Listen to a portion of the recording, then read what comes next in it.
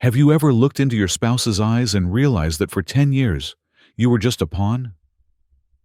The day my mother died, she left me a torch in the ashes, a rusty key, and a brutal truth about my in-laws celebrating her passing in my living room. They think I am a weakling about to lose everything, but they do not know the game has changed. This time the dealer is me. My name is Daniel Brown. I am 48 years old, a restoration architect who spends his days breathing life back into forgotten structures. But today, I felt like the one who had been reduced to rubble. The rain in Seattle does not wash things clean. It just makes the grime stick harder. And as I drove my black sedan away from the cemetery, the gray sky seemed to press down on the roof of the car like a physical weight. I had just buried my mother, Margaret.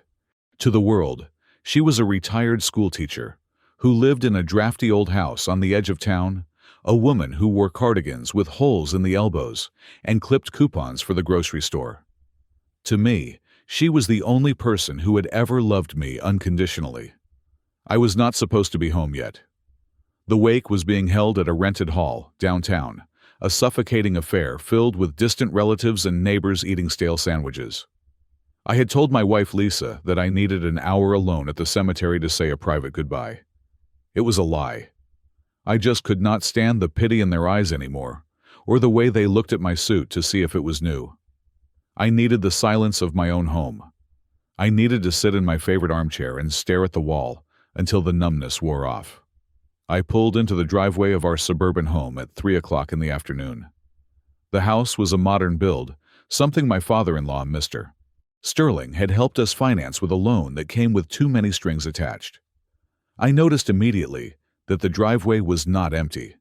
My father-in-law's silver luxury sedan was parked haphazardly, taking up 2 spaces, and my brother-in-law's flashy red sports car was up on the grass, crushing the hydrangeas I had planted last spring. A frown creased my forehead.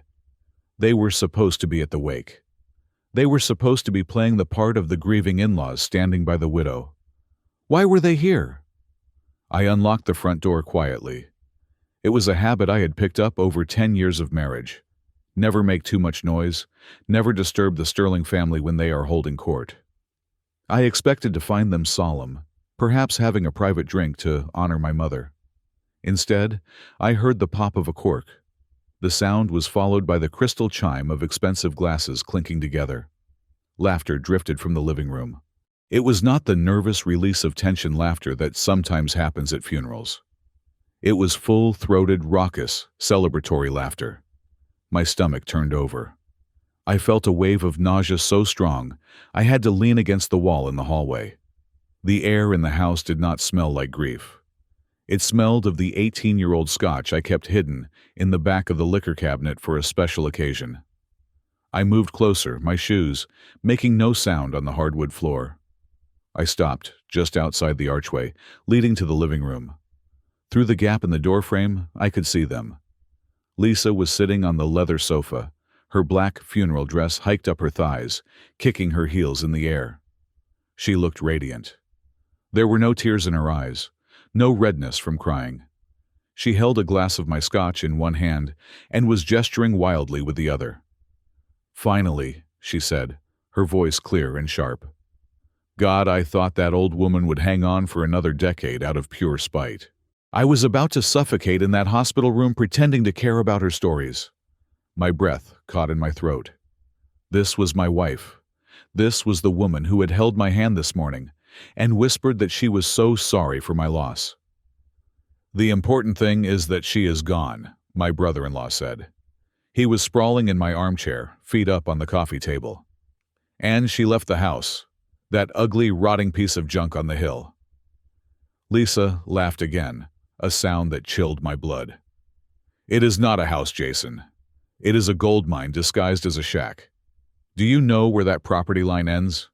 It cuts right into the access road Dad needs for the new resort project." I froze. My mother's house. The place where I grew up. The place she had refused to sell for 30 years despite the offers. Mr. Sterling, my father-in-law, was standing by the fireplace. He looked like a shark in a bespoke suit. He swirled his drink, looking satisfied. Daniel still thinks she only left him debt. He has no idea about the land value assessments we ran last week. He thinks it is a burden. So how do we play it? Jason asked, reaching for the bottle to pour himself more. We strike while the iron is hot, Mr. Sterling said, his voice dropping to a conspiratorial purr. Tomorrow. He is a mess right now. He is weak. We tell him the property taxes are overdue, that the maintenance cost will bankrupt him. We offer to take the burden off his hands. We get him to sign the power of attorney for the estate sale, while he is still wiping snot off his face. He will sign, Lisa said confidently. Daniel does whatever I tell him to do. He is so pathetic. For 10 years he has been trying to buy my approval. If I tell him it is for the best, he will thank me for it. The old witch's warehouse, Lisa continued, taking a long sip. It will make a fantastic multi-story parking lot for the VIP guests. Can you imagine? Margaret's legacy. A place for rich people to park their Porsches. They all roared with laughter. I stood in the hallway and I felt something inside me snap. It was not a loud snap. It was the quiet, terrifying sound of a structural beam giving way deep underground. For 10 years, I had convinced myself that Lisa loved me in her own way. I had convinced myself that the Sterlings were just hard people, business people, but that they were family. I was wrong. I was not a husband to them. I was not a son-in-law. I was a placeholder. I was a useful idiot who provided cover while they waited for my mother to die so they could pave over her garden. The urge to storm into the room was overwhelming.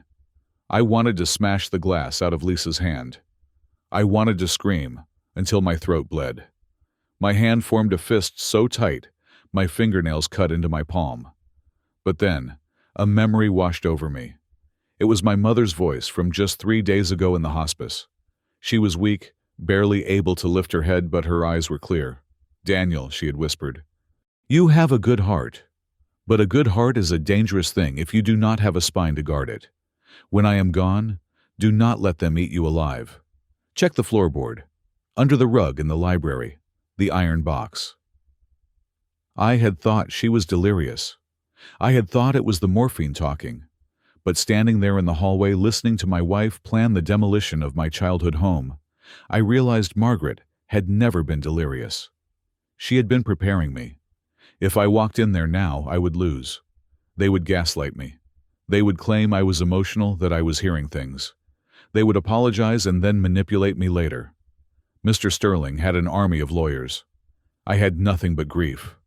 I needed to be smarter. Slowly, agonizingly, I took a step back, then another. I turned around and walked back to the front door. I opened it and closed it again, ensuring the latch clicked silently. I walked to my car, got in, and shut the door. I sat there for 5 minutes, my hands shaking on the steering wheel. I was not shaking from sadness anymore. I was shaking from a rage so cold, it felt like hypothermia. My phone buzzed in my pocket.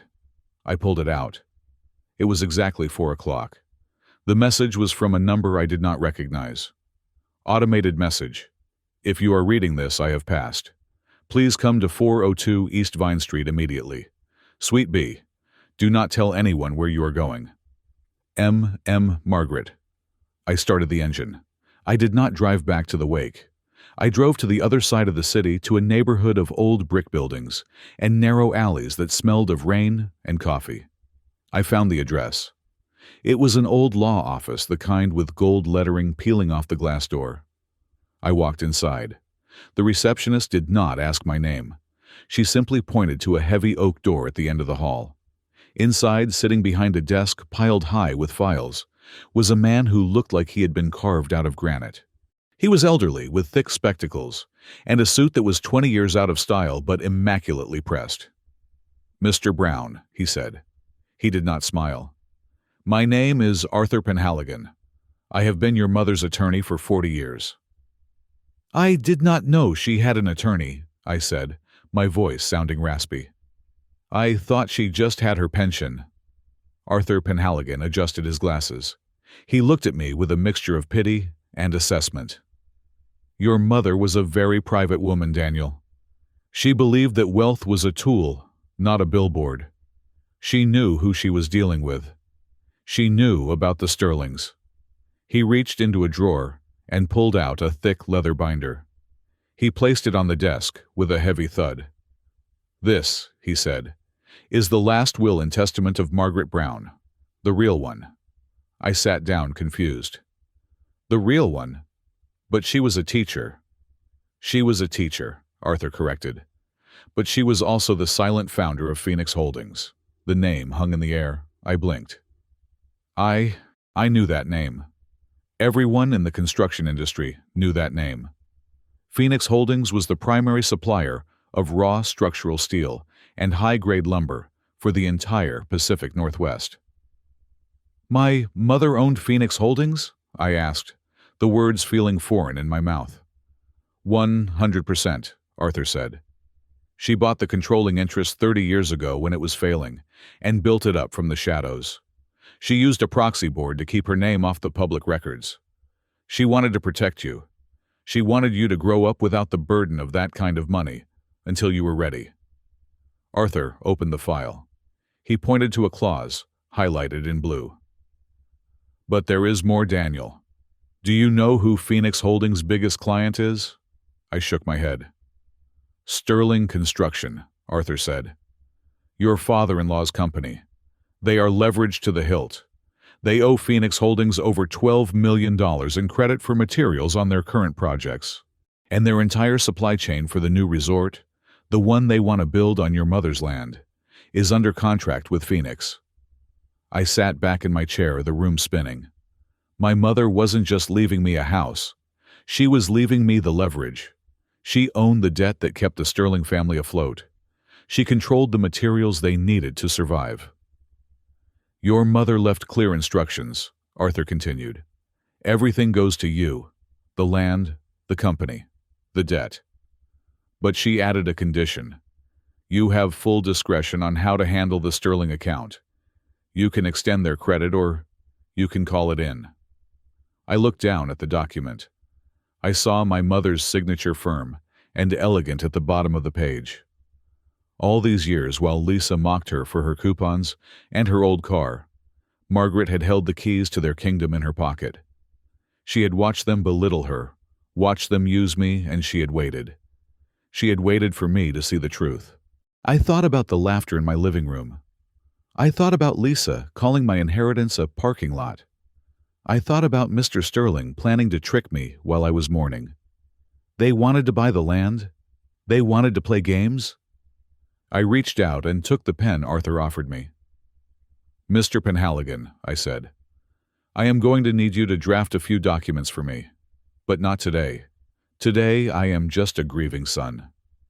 "And tomorrow?" Arthur asked, a small, knowing smile touching his lips. I stood up. I walked over to the small mirror hanging on the wall of the office. I looked at my reflection. The man staring back at me looked tired. His eyes were red-rimmed. His skin was pale. But as I watched, something changed. The sadness in the eyes did not disappear, but it hardened. It froze over like a lake in the dead of winter. The soft, accommodating Daniel Brown, who just wanted to make his wife happy, was gone. He had died in that hallway, along with his illusions. I took a handkerchief from my pocket and wiped the last tear from my cheek. I straightened my tie. I buttoned my jacket. "Tomorrow," I said, my voice steady and cold, "I am going to go home. I am going to apologize to my wife for being gone so long. I am going to let my father-in-law pat me on the back and call me son. I am going to play the role they wrote for me." I turned back to the lawyer. "And then," I said, "I am going to burn their house down brick by brick." The drive back from the law office was a masterclass in suppression. I had to bury the man who had just discovered he owned an empire and resurrect the defeated hollow shell of a husband my family expected to see. I adjusted the rearview mirror, checking my face. My eyes were still red, which was good. I rubbed them until they stung, ensuring the irritation looked fresh. I loosened my tie, pulling it askew, and messed up my hair just enough to look like someone who had spent the last hour gripping his head in agony, rather than plotting the systematic destruction of his enemies. I parked the car. I sat there for a moment listening to the rain drum against the roof, breathing in the damp air. This was it. The curtain was going up. I walked up the path to the front door, dragging my feet, letting my shoulders slump forward. I fumbled with my keys, deliberately dropping them once on the porch, making a clatter that I knew would alert them inside.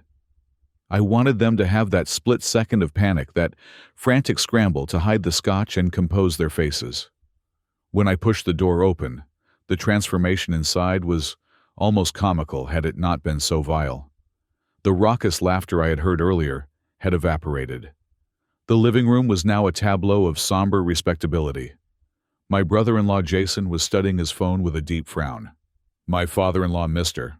Sterling was staring out the window with his hands clasped behind his back, looking for all the world like a statesman, pondering the weight of the universe.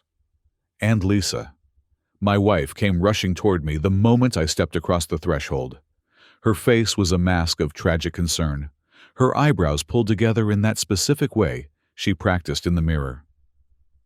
"Daniel," she breathed, reaching out for me. "Oh, honey, we were so worried. You were gone for so long." She wrapped her arms around me. I stood limp, letting her hold me, playing the part of the broken man who had nothing left to hold on to. I buried my face in her neck, not for comfort, but to hide the disgust that I knew must be written on my features. I stammered, making my voice crack. I just needed to be with her. One last time. "I know, baby, I know," Lisa cooed, stroking the back of my head. But as she held me, I inhaled. Beneath her perfume, a floral scent I used to love, there it was, the sharp, peaty tang of single malt scotch. It was strong on her breath and seeping from her pores. She hadn't just been sipping, she had been celebrating. I could feel the tension in her body, not of grief, but of anticipation. She was vibrating with it. She was waiting for the right moment to pivot from comfort to business. Mr. Sterling turned from the window.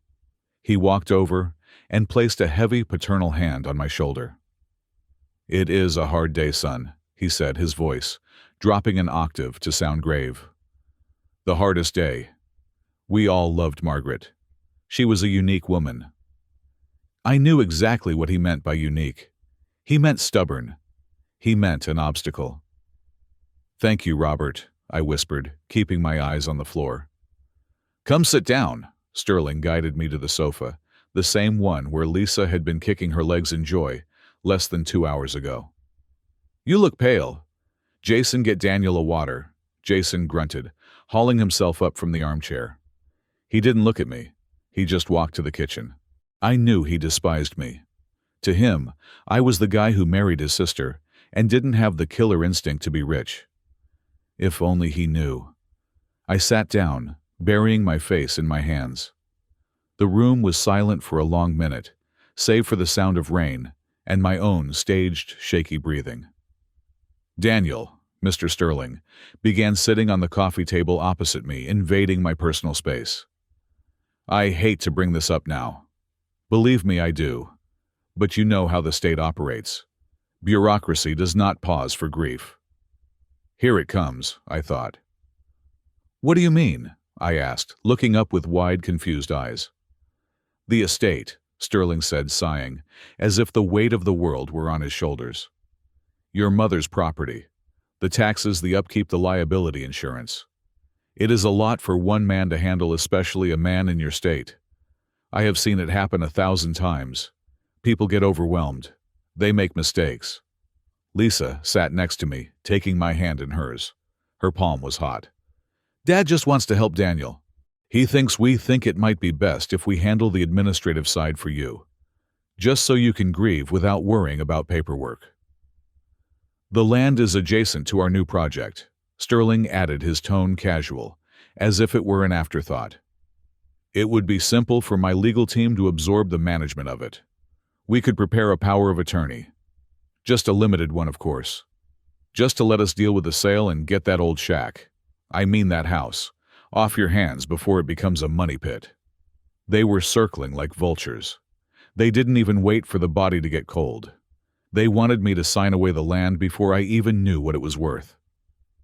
If I had been the man I was yesterday, I would have been grateful. I would have thanked them for their kindness. I would have signed anything they put in front of me, just to stop the pain of thinking about it. But I was not that man. I took a sip of the water. Jason slammed down on the coasterless table.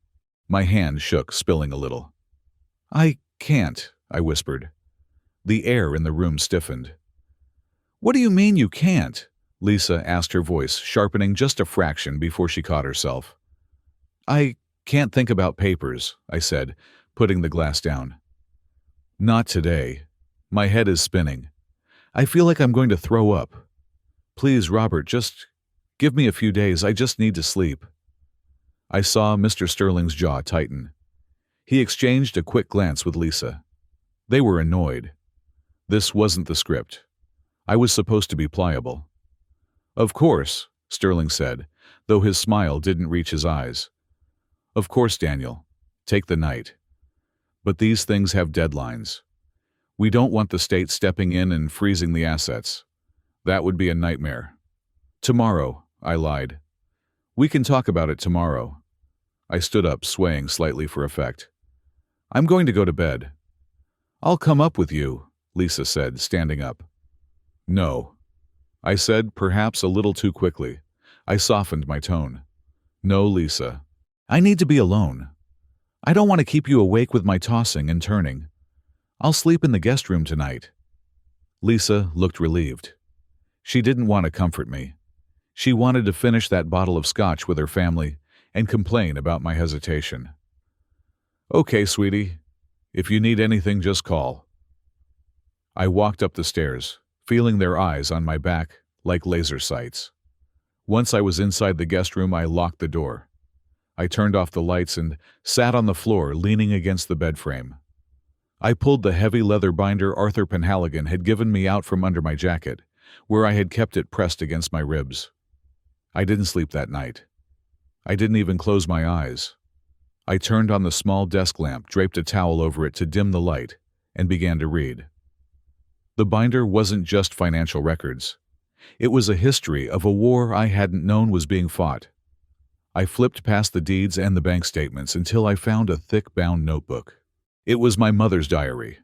The handwriting was jagged in places, hurried, written in moments of high emotion. I began to read entries from 20 years ago.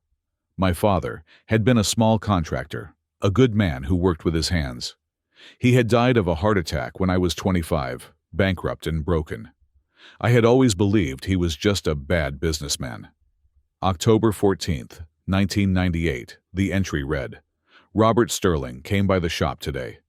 He told Jim that if he didn't sell the patent for the concrete curing process, Sterling Construction would bury him. Jim refused. He is too proud. He doesn't know that Sterling has already bribed the zoning commissioner to reclassify our warehouse as residential. They are going to shut us down." I turned the page, my heart hammering against my ribs. November 2nd, 1998. The fines are piling up. Suppliers are canceling contracts. I know it is Sterling. He is squeezing the life out of Jim.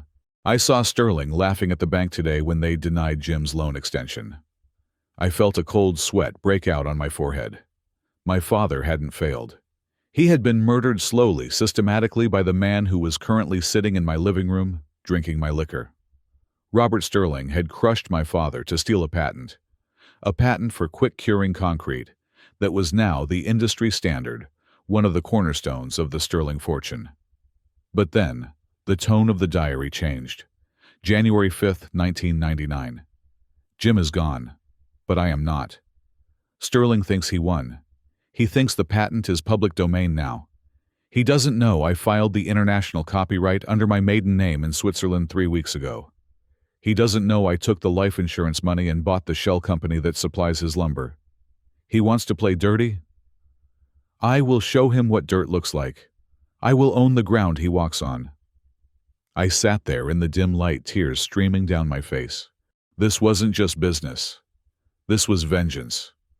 My mother had spent the last 2 decades slowly, quietly wrapping her fingers around the Sterling Empire's throat, waiting for me to be strong enough to squeeze. and I had almost signed it all away. I closed the book. The sun was beginning to creep through the blinds. I felt exhausted, but it was a physical exhaustion only. Mentally, I was razor sharp. I heard footsteps in the hall. It was morning. I hid the binder inside the hollow space behind the vintage radio cabinet in the corner, a hiding spot I had used as a teenager. I unlocked the door and went downstairs. The kitchen smelled of coffee and bacon. It was a grotesque parody of a happy family breakfast. Lisa was at the stove. "Morning, sleepyhead," she said, turning with a bright smile. "I made your favorite, pancakes." She placed a plate in front of me at the island. Beside the plate, sitting innocently on the granite countertop, was a stack of documents. "Dad dropped these off early this morning," she said casually. "He said he prepared everything to make it easy for you. Just a standard management transfer. You sign here, and we handle the rest." She put a pen on top of the paper. I looked at the document. Irrevocable power of attorney. It wasn't a management transfer. It was a surrender. If I signed this, Sterling could sell the land to himself for $1 if he wanted to. "Right," I said, rubbing my eyes. "Right. I should just get it over with." I reached for the pen with my right hand, and with my left, I reached for the steaming mug of black coffee she had just poured. I watched her eyes. She was staring at the pen, her pupils dilated with greed. She was holding her breath. I gripped the mug, and with a calculated twitch of my wrist, I jerked it. The dark, hot liquid surged over the rim, splashing directly onto the documents.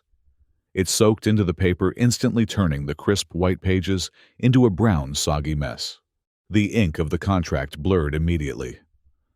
"Oh, God!" I yelled, jumping back, pretending to burn my hand. "Oh, I'm so clumsy." Lisa's reaction was instantaneous. She didn't check to see if I was burned. She slammed her hand down on the counter. "You idiot!" she shrieked, her face twisting into a snarl of pure, unadulterated rage. "Look what you did! You useless—" She stopped. She froze. She realized she had broken character. She realized she had just screamed at a grieving husband for spilling coffee on a piece of paper. I stood there, dripping coffee, looking at her with wide, fearful eyes. I let the silence hang there, letting her stew in her own slip-up.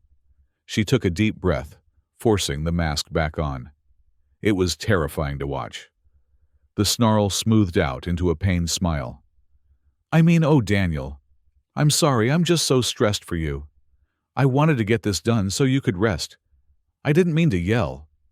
"It's okay," I said, grabbing a paper towel. "I'm a mess. I'm sorry, Lisa. I ruined it." "It's fine," she said through gritted teeth, grabbing the soggy papers and throwing them in the trash. "I'll tell Dad to print another copy. We can do it tonight." "Tonight?" I agreed. "Definitely." I excused myself, saying I needed to change my shirt. I went back upstairs, my heart pounding. I had bought myself 12 hours. I went into the bathroom and turned on the shower to drown out any sound. I sat on the edge of the tub and pulled out my burner phone, a prepaid device I had bought at a gas station on the way back from the lawyer's office. I dialed a number I hadn't called in 5 years. "Marcus," I said when the line clicked open. "Daniel?" The voice on the other end was surprised. Marcus was an old college roommate who now ran a boutique cybersecurity firm that contracted with the government. He owed me. I had bailed him out of a very bad situation in Vegas 10 years ago. "I need a favor," I said, keeping my voice low. "A big one." "Name it," Marcus said. "I need my house wired," I said. "Audio and video. Living room, kitchen, and the master bedroom. And I need access to the text logs of a specific number on my family plan." There was a pause on the line. "Daniel, is everything okay? This sounds domestic." "It's not domestic, Marcus," I said, staring at my reflection in the mirror. "It's war. Can you get a team in here while we are at the cemetery for the burial this afternoon?" "I can be there in 2 hours," Marcus said. "Text me the address." I hung up and dropped the phone into the laundry hamper buried under dirty towels. I stood up and looked at the man in the mirror. Part of me was terrified, but another part of me, the part that belonged to Margaret Brown, was starting to enjoy this. They wanted a show. I would give them a show. But they had no idea that while they were watching the stage, I was rigging the theater to explode. The lie rolled off my tongue with a smoothness that frightened me. I stood in the hallway, a duffel bag slung over my shoulder, and told Lisa that I needed 3 days alone at my mother's old house in the suburbs to sort through her personal effects before the estate sale. I told her I could not bear to have strangers rummaging through her clothes and photographs. It was the kind of sentimental weakness Lisa despised, but understood as a necessary evil. She practically shoved me out the door, her eyes gleaming with the anticipation of a signed power of attorney upon my return. She thought I was driving 20 minutes east to a dusty bungalow. She was wrong. I drove 40 minutes west to SeaTac International Airport. I left my car in the long-term parking lot, a metallic coffin for the man I used to be, and boarded a flight bound for Bozeman, Montana. My mother's instructions in the binder had been explicit. Go to the ranch, she had written. It is where the real work begins. As the plane banked over the Rockies, the claustrophobia of the last few days began to lift, replaced by a cold, sharp clarity. Below me, the world was white and gray, a vast expanse of snow-capped peaks and endless pine forests. It was a landscape that demanded strength, a place where the petty social climbing of the Sterling family would be swallowed whole by the silence. I landed in Bozeman and rented a heavy-duty pickup truck. The drive to the coordinates my mother had left me took 3 hours. I left the highway, turning onto a series of gravel roads that wound deeper and deeper into the wilderness. The air here was thin and smelled of pine resin and impending snow. There were no luxury resorts here, no country clubs, just the raw, indifferent majesty of nature. Finally, I reached a massive iron gate flanked by stone pillars. A small brass plaque, tarnished and barely visible, read Blackwood Estate. I punched the code from the binder into the keypad. The gate swung open with a heavy mechanical groan, admitting me into a world I never knew existed. The driveway was 2 miles long. When the main house finally came into view, I slammed on the brakes. I sat there, the engine idling, staring through the windshield. I had expected a farmhouse, maybe a nice cabin. What stood before me was a fortress of timber and stone, a sprawling lodge that looked like it belonged on the cover of an architectural digest. Yet it blended perfectly into the mountainside, as if it had grown there. It was rugged, imposing, and undeniably expensive. A man was waiting for me on the porch. He was tall, with shoulders that looked like they could carry a steer, wearing a flannel shirt and a sheepskin vest. He had a face weathered by wind and sun, and his eyes were the color of flint. This was Vance. I stepped out of the truck. The cold air bit at my cheeks. "You look like her," Vance said. He did not offer a handshake. He just studied me. "You have her jawline, but you have your father's eyes." "You must be Vance," I said. "My mother wrote about you." "She wrote a lot of things," Vance grunted. "Come inside. We have work to do, and I do not have time to baby you through the shock." He turned and walked into the house. I grabbed my bag and followed. The interior of Blackwood Estate was a testament to quiet power. There were vaulted ceilings, massive stone fireplaces roaring with heat, and furniture that looked like it had been hand-carved from the surrounding forest. But Vance did not stop in the living room. He led me through a library filled with leather-bound books to a heavy oak door at the back of the house.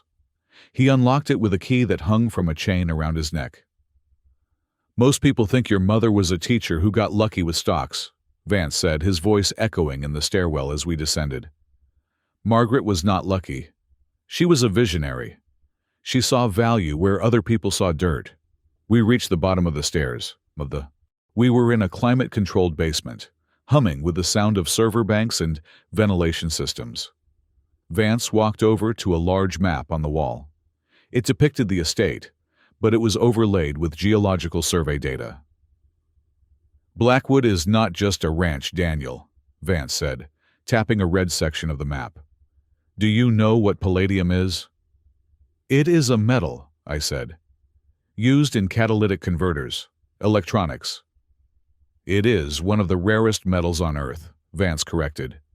"And you are standing on top of one of the largest untapped deposits in North America. Your mother bought this land 30 years ago for pennies because the survey said it was barren. She ran her own survey. She found the vein. She kept it capped. She said she was saving it for a rainy day." He looked at me, his expression grim. "It is raining, Daniel." My head spun. The sheer scale of the wealth was staggering. My in-laws were fighting over a suburban plot worth $500,000, while my mother had been sitting on a literal mine worth hundreds of millions. "Why?" I asked. "Why live like a pauper?"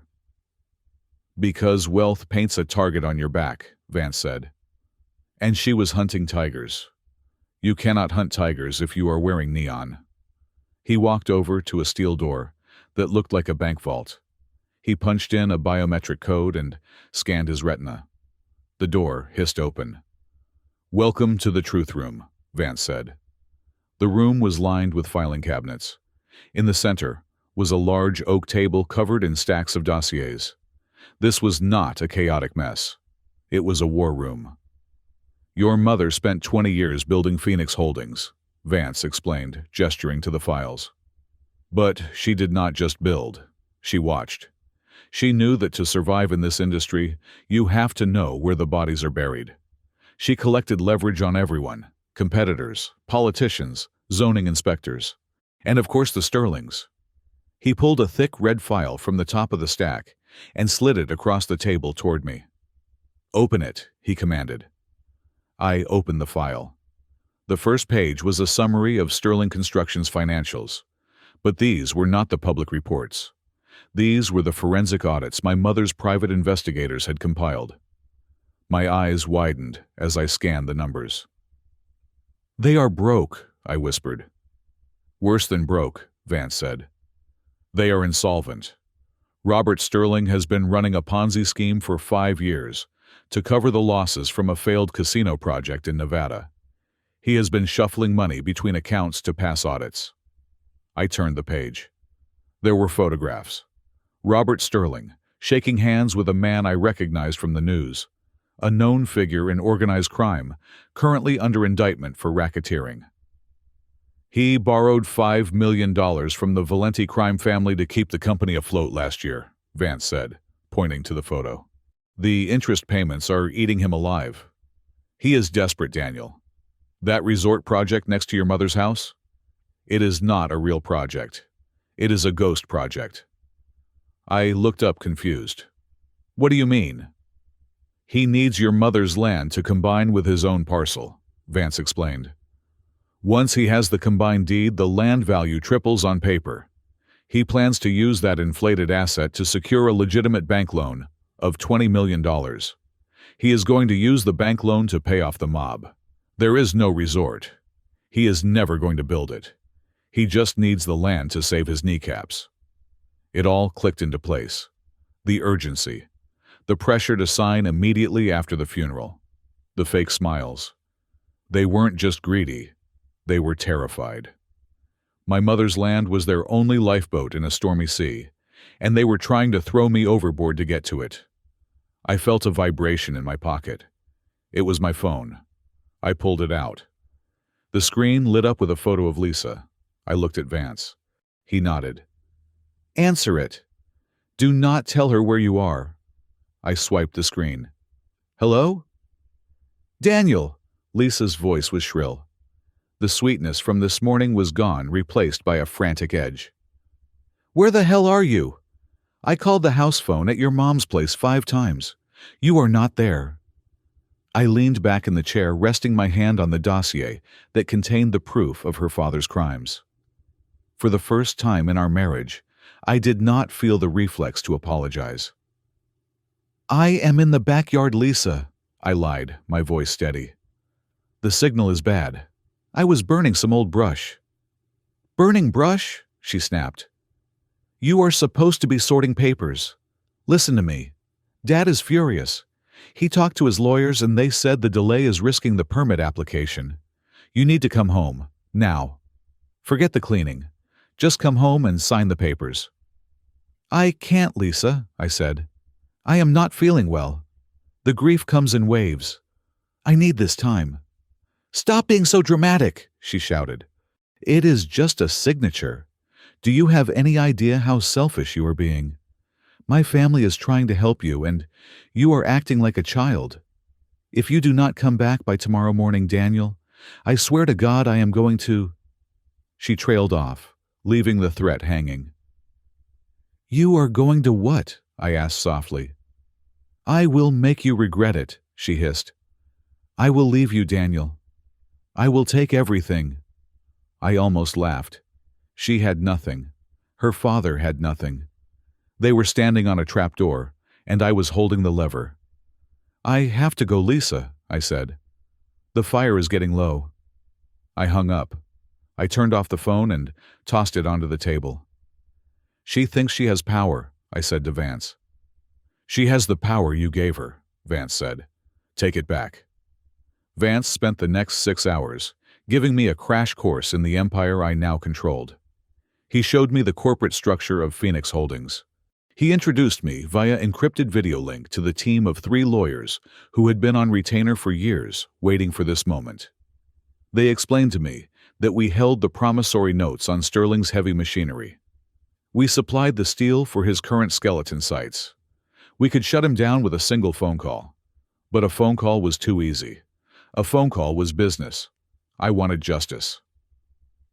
How much cash does Sterling have on hand? I asked the lead attorney, a sharp-eyed woman named Harper.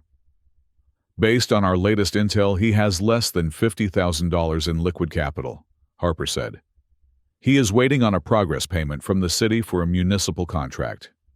If that payment is delayed, he misses his interest payment to the Valentis on Friday. And who approves the materials inspection for that municipal contract? I asked. Harper smiled. We do. Phoenix Holdings certifies the steel quality. Delay the certification, I said. Find a discrepancy, a microscopic fracture. Anything. Hold the paperwork for 48 hours. That will freeze his payment, Vance noted, nodding in approval. Exactly, I said. Let him sweat. I opened my laptop. I created a new encrypted email account. I typed in Robert Sterling's personal email address, the one he checked obsessively on his BlackBerry. Subject: The foundations are cracking body. Dear Mr. Sterling, it has come to our attention that there are significant discrepancies in your accounting regarding the Riverside project. Furthermore, certain high-interest private lenders are becoming impatient with your payment schedule. We know about the loans. We know about the fake resort. The walls are closing in, Robert. I suggest you look closely at the people sitting at your dinner table. The leak is coming from inside the house. A friend. I hovered my finger over the enter key. This email would not just scare him. It would make him paranoid. He would turn on his own family. He would suspect his son, his CFO, maybe even Lisa. He would start to eat his own tail. I pressed send. It is done, I said. Vance poured 2 glasses of amber liquid from a decanter on the shelf. He slid one toward me. To Margaret, he said. I took the glass. The liquid burned pleasantly in my throat, warming the cold knot that had been in my stomach since the funeral. To Margaret, I replied. Outside, the wind howled against the stone walls of the estate, carrying snow and ice. But inside, I was warm. I was fortified. I was no longer just Daniel Brown, the pushover husband. I was the CEO of Phoenix Holdings. I was the son of the Iron Lady. And I was just getting started. The flight back from Montana felt less like a journey home, and more like a deployment into enemy territory. I landed in Seattle, under the cover of a gray, weeping sky that matched the grim determination settling in my chest. I drove my rental car back to the airport lot, retrieved my sedan, and headed for the house that was no longer a home, but a crime scene where the victim was still walking around breathing and plotting. When I pulled into the driveway, The atmosphere was markedly different from the drunken celebration I had witnessed days earlier. The house was blazing with lights, every window illuminated, as if they were trying to banish the shadows where secrets hide. My father-in-law's car was there, along with a sleek black coupe belonging to the company's chief financial officer, a man named Greg. I walked in the front door carrying my duffel bag of personal effects from my mother's house, mostly old books and a few knickknacks I had grabbed from a thrift store on the way back to sell the lie. The living room was a war room. Robert Sterling was pacing back and forth, his face a mottled shade of crimson, barking into his cell phone. Lisa was sitting on the edge of the sofa biting her thumbnail, her leg bouncing nervously. Jason, my brother-in-law, looked hungover and terrified, slumped in the armchair. They stopped dead when I entered. "Daniel," Lisa said, jumping up. Her voice was tight, high-pitched. "You're back." "I'm back," I said, dropping the bag heavily on the floor. I let my shoulders slump, adopting the posture of the defeated, grieving son. It was hard, going through her things. Robert Sterling ended his call abruptly. He looked at me, his eyes darting over my face, searching for something. But he wasn't searching for a mastermind. He was searching for a leak, and when he saw my tired, red-rimmed eyes and my rumpled coat, he dismissed me instantly. To him, I was just furniture. "Good to see you, son," Sterling grunted, distracted. He turned back to Greg, the CFO. "It has to be someone on the board, someone with access to the Nevada files. Who else knows about the loans?" "Only the inner circle, Robert," Greg said. He was a slick man, younger than Sterling, with gelled hair and a suit that cost more than my car. He didn't even look at me. "Maybe it is a hack, a breach?" "It is not a hack," Sterling shouted, slamming his hand on the mantelpiece. "The email was personal. The leak is coming from inside the house." That is what it said. Someone is trying to squeeze me. I stood there, invisible in plain sight, watching the paranoia I had planted bloom like a poisonous flower. They were eating each other alive. Sterling suspected his board. Greg suspected a hacker. Jason just looked guilty of existing. None of them suspected the restoration architect standing 10 feet away, thinking about what to make for dinner. "Is everything okay?" I asked, injecting a note of naive concern into my voice. "Is there trouble with the business?" "Just corporate espionage, Daniel," Lisa said quickly, walking over to me. She placed a hand on my chest. "Nothing you need to worry about. You have enough on your plate." She looked up at me and I saw the gear shift in her eyes. The panic receded, replaced by a calculated softness. She remembered the land. She remembered that I was the key to fixing their liquidity problem. "I missed you," she whispered, leaning in to kiss me. I forced myself not to recoil. Her lips felt cold, predatory. I pulled away gently after a second, sighing heavily. "I missed you too," I lied. "I just so tired, Lisa. I feel drained." "I know, baby," she cooed, her hands sliding down my arm, her fingers brushing the fabric of my jacket. "Why don't you go shower?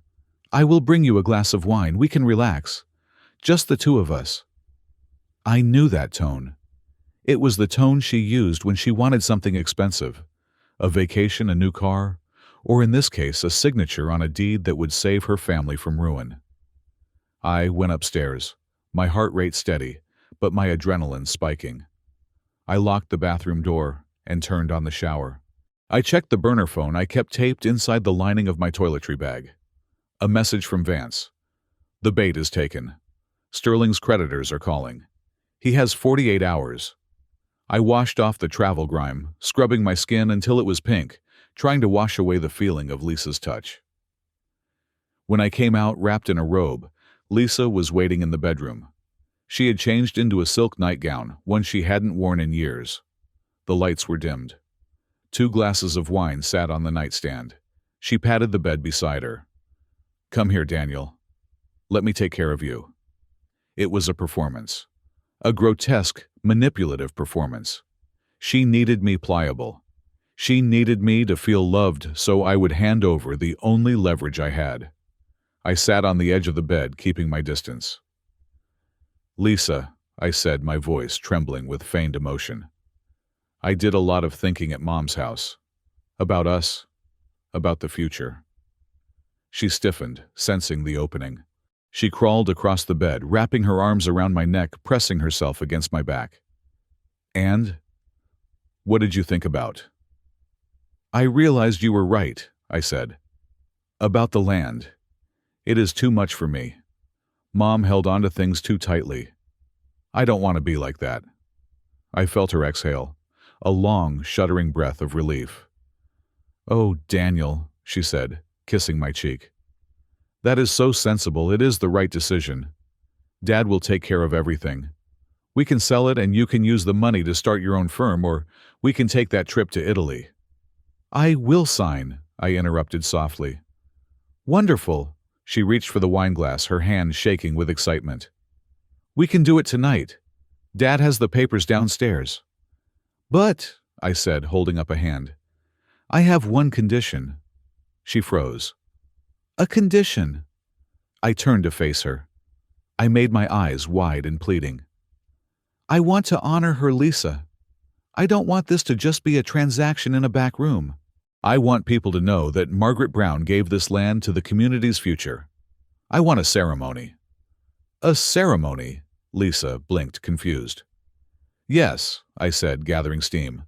"A signing ceremony. Nothing too huge. Just family, your dad's business partners, maybe the press.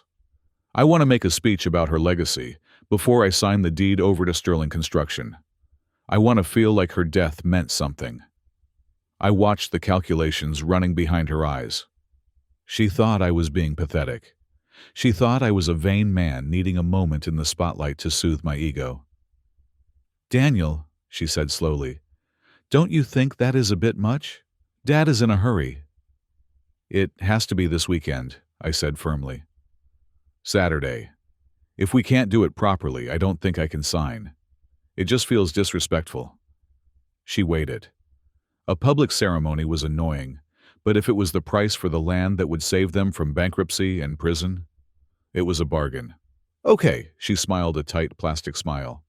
"Okay, sweetie. If that is what you need. A ceremony. Saturday. I will tell Dad. He will make it happen. The best hotel in the city." "Thank you," I whispered, lowering my head. "Thank you for understanding." She hugged me again, triumphant. She thought she had won. She had no idea she had just agreed to build the scaffold for her own execution. Later that night, while Lisa slept, or pretended to sleep, I slipped out of bed and went to my study. I didn't turn on the light. I sat in the glow of my laptop screen, the brightness turned down to the minimum. I logged into the secure portal Vance had set up for me. The screen showed the financial layout of the Sterling Group. It was a house of cards. I opened a chat window with Harper, my attorney. "Daniel. What is the status on the minority shareholders?" Harper. "We have secured agreements with 3 of the 5. They are terrified of the insolvency rumors.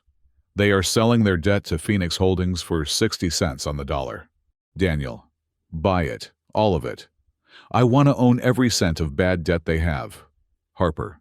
"Done. By Friday morning you will be the majority creditor. You will have the legal right to call in the loans immediately." I closed the chat. My finger hovered over the trackpad. I decided to check one more thing. I logged into my personal joint bank account, the one Lisa and I shared for household expenses and savings. I stared at the screen. The balance was $5,000 lower than it had been 3 days ago. I clicked on the transaction history. Transfer to J. Sterling. Jason. She was stealing our money. Money I had earned restoring historic libraries and churches, to pay for her brother's mistakes. Probably gambling debts or drugs or a payoff, to keep someone quiet about a fender bender. It didn't matter what it was for. What mattered was the entitlement. She didn't even ask. She just took, assuming I was too stupid or too passive to notice. I felt a cold rage harden in my stomach. It wasn't about the money. $5,000 was a rounding error compared to what I controlled now. It was the disrespect. It was the confirmation that I was nothing more than a resource to be mined. I heard a floorboard creak in the hallway. I slammed the laptop shut just as the door opened. "Daniel?" Lisa stood there, squinting in the darkness. "What are you doing?" "I just couldn't sleep," I said, my voice hoarse. "Looking at old photos of Mom." "Come back to bed," she said, her voice irritable. "You have a big day tomorrow planning your party." "Coming," I said. The next morning was a tightrope walk. I dressed for work, putting on my suit. As I was putting on my jacket in the hallway, Lisa came up behind me to straighten my collar. It was a gesture that used to make me feel loved. Now it made my skin crawl. "You look handsome," she said. Then her hands slid down my lapels. She patted the chest pocket. "Do you have your keys? Wallet?" Her hand dipped toward the inside pocket of my jacket, the pocket where the burner phone was sitting. My heart stopped. If she found that phone, if she saw the encrypted messages, or the call log to Vance, the game was over. They would know I wasn't the grieving idiot. They would know I was the hunter. As her fingers brushed the bulge of the phone, I reacted on instinct. I let out a sharp gasp and buckled my knees, grabbing my forehead with my hand. "Whoa!" I groaned, stumbling sideways, pulling away from her. "Daniel?" Lisa stepped back, startled. "Dizzy," I muttered, leaning against the wall, keeping my jacket pulled tight around me. "Just a head rush. Didn't eat enough breakfast." "Jesus, you scared me," she said, putting a hand on her chest. "Do you need water?" No, I'm fine," I said, straightening up slowly, keeping my arm protectively over the pocket. "Just need fresh air. I'm going to head to the site." I grabbed my briefcase and walked out the door before she could touch me again. My hands were shaking as I gripped the steering wheel. That was too close. I needed to be more careful. The prey doesn't carry spy equipment. I drove to a coffee shop 3 blocks away and met with a man named Miller. Miller was a private investigator Vance had recommended, an ex-cop with zero scruples and an expensive camera lens. "You have it?" I asked, not bothering with pleasantries. Miller slid a manila envelope across the table. "Easy work. They are not exactly subtle. Lunch breaks at the hotel downtown. Wednesdays and Fridays like clockwork." I opened the envelope. The photos were high definition. Lisa, my wife. She was sitting at a table with Greg, the CFO. They were laughing. In one photo, her hand was on his thigh. In another, they were kissing in the elevator. I looked at the photos, waiting for the heartbreak. I waited for the crushing sense of betrayal that destroys a man. But it didn't come. Instead, I felt a strange, cold satisfaction. This was the final piece of the puzzle. Lisa wasn't just loyal to her family. She was actively betraying me with the very man helping her father cook the books. It was an incestuous circle of greed and lust. "Greg is married, isn't he?" I asked Miller. 3 kids, Miller nodded. "Wife thinks he is a saint."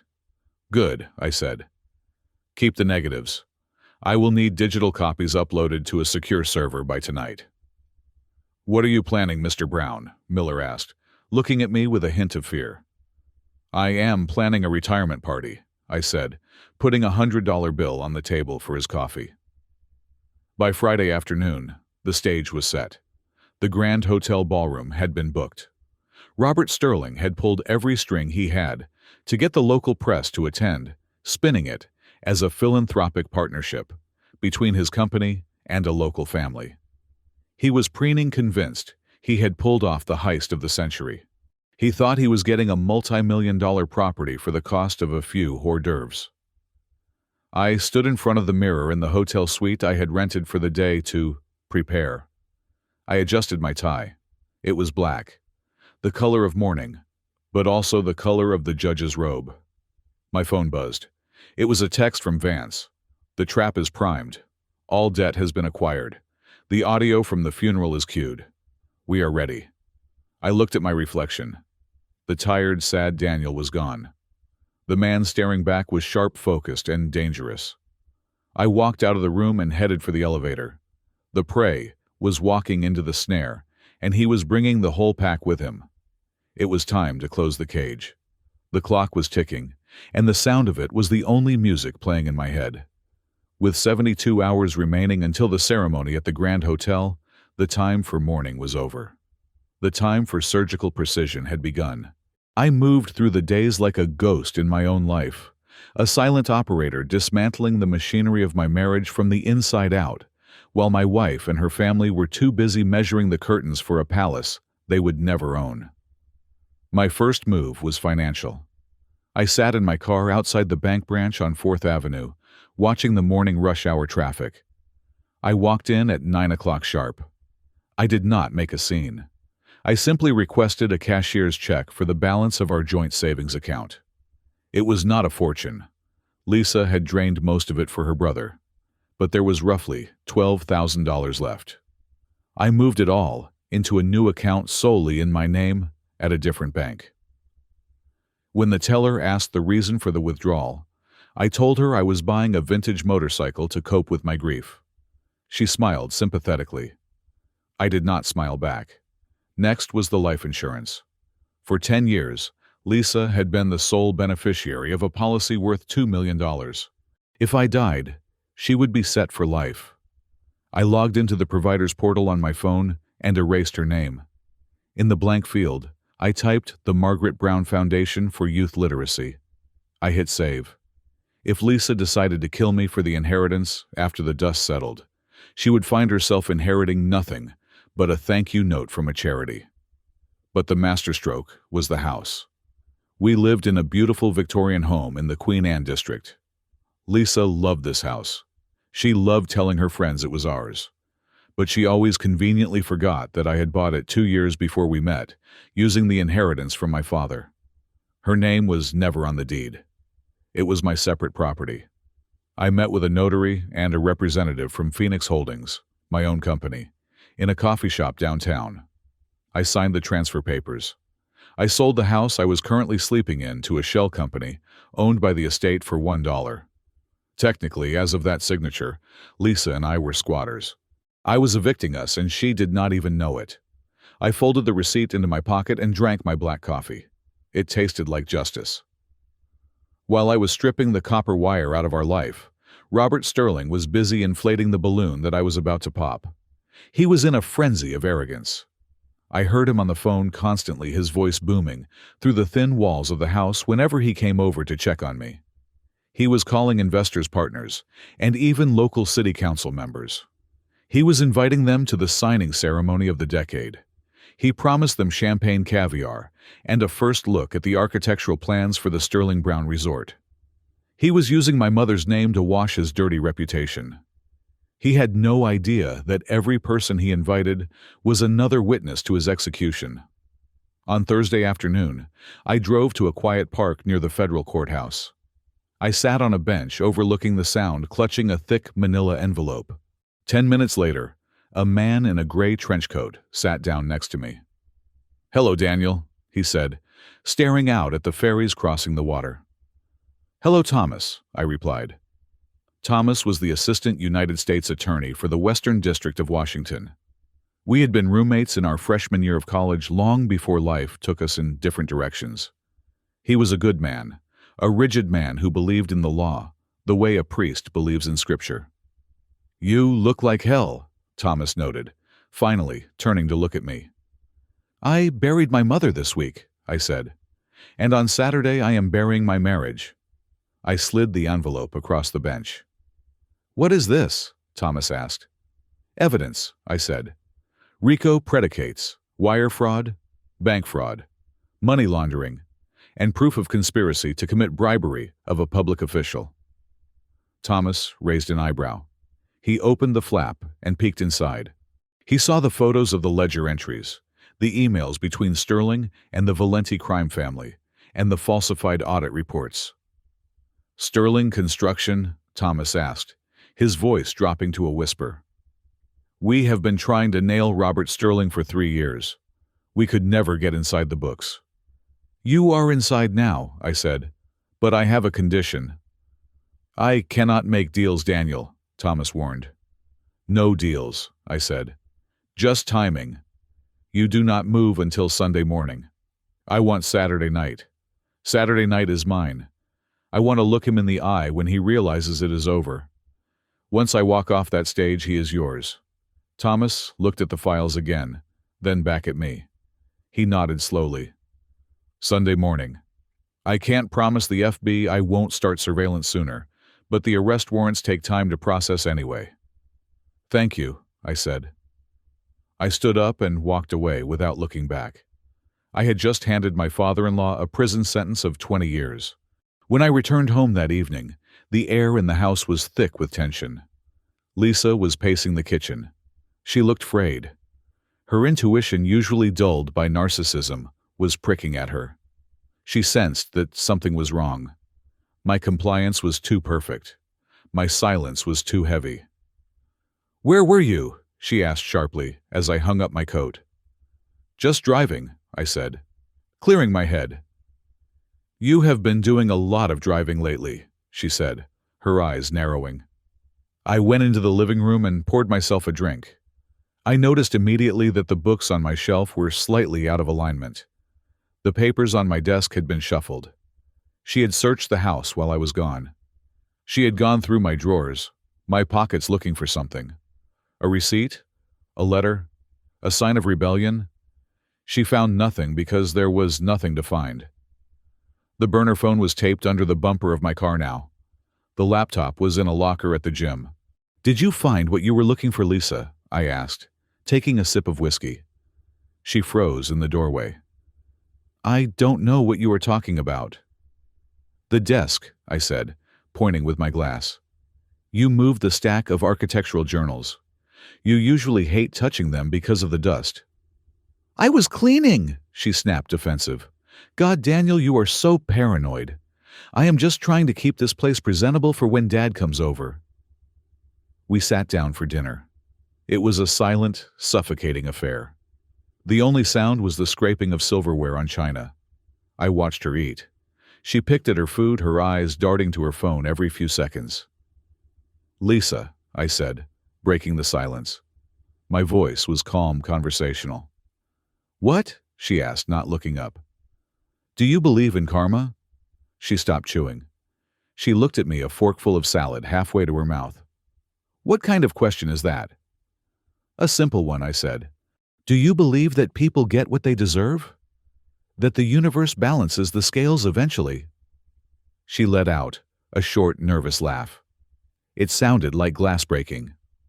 "I think that is a fairy tale for losers who are too weak to take what they want. In the real world, Daniel, the strong eat the weak. That is not karma. That is nature." I smiled. It was a genuine smile. "I see. That is a very interesting philosophy. I will keep that in mind." She put her fork down. She looked unsettled. The hair on her arms was standing up. She didn't know why, but she was afraid of me in that moment. The doorbell rang, shattering the tension. Lisa jumped. "That must be Jason."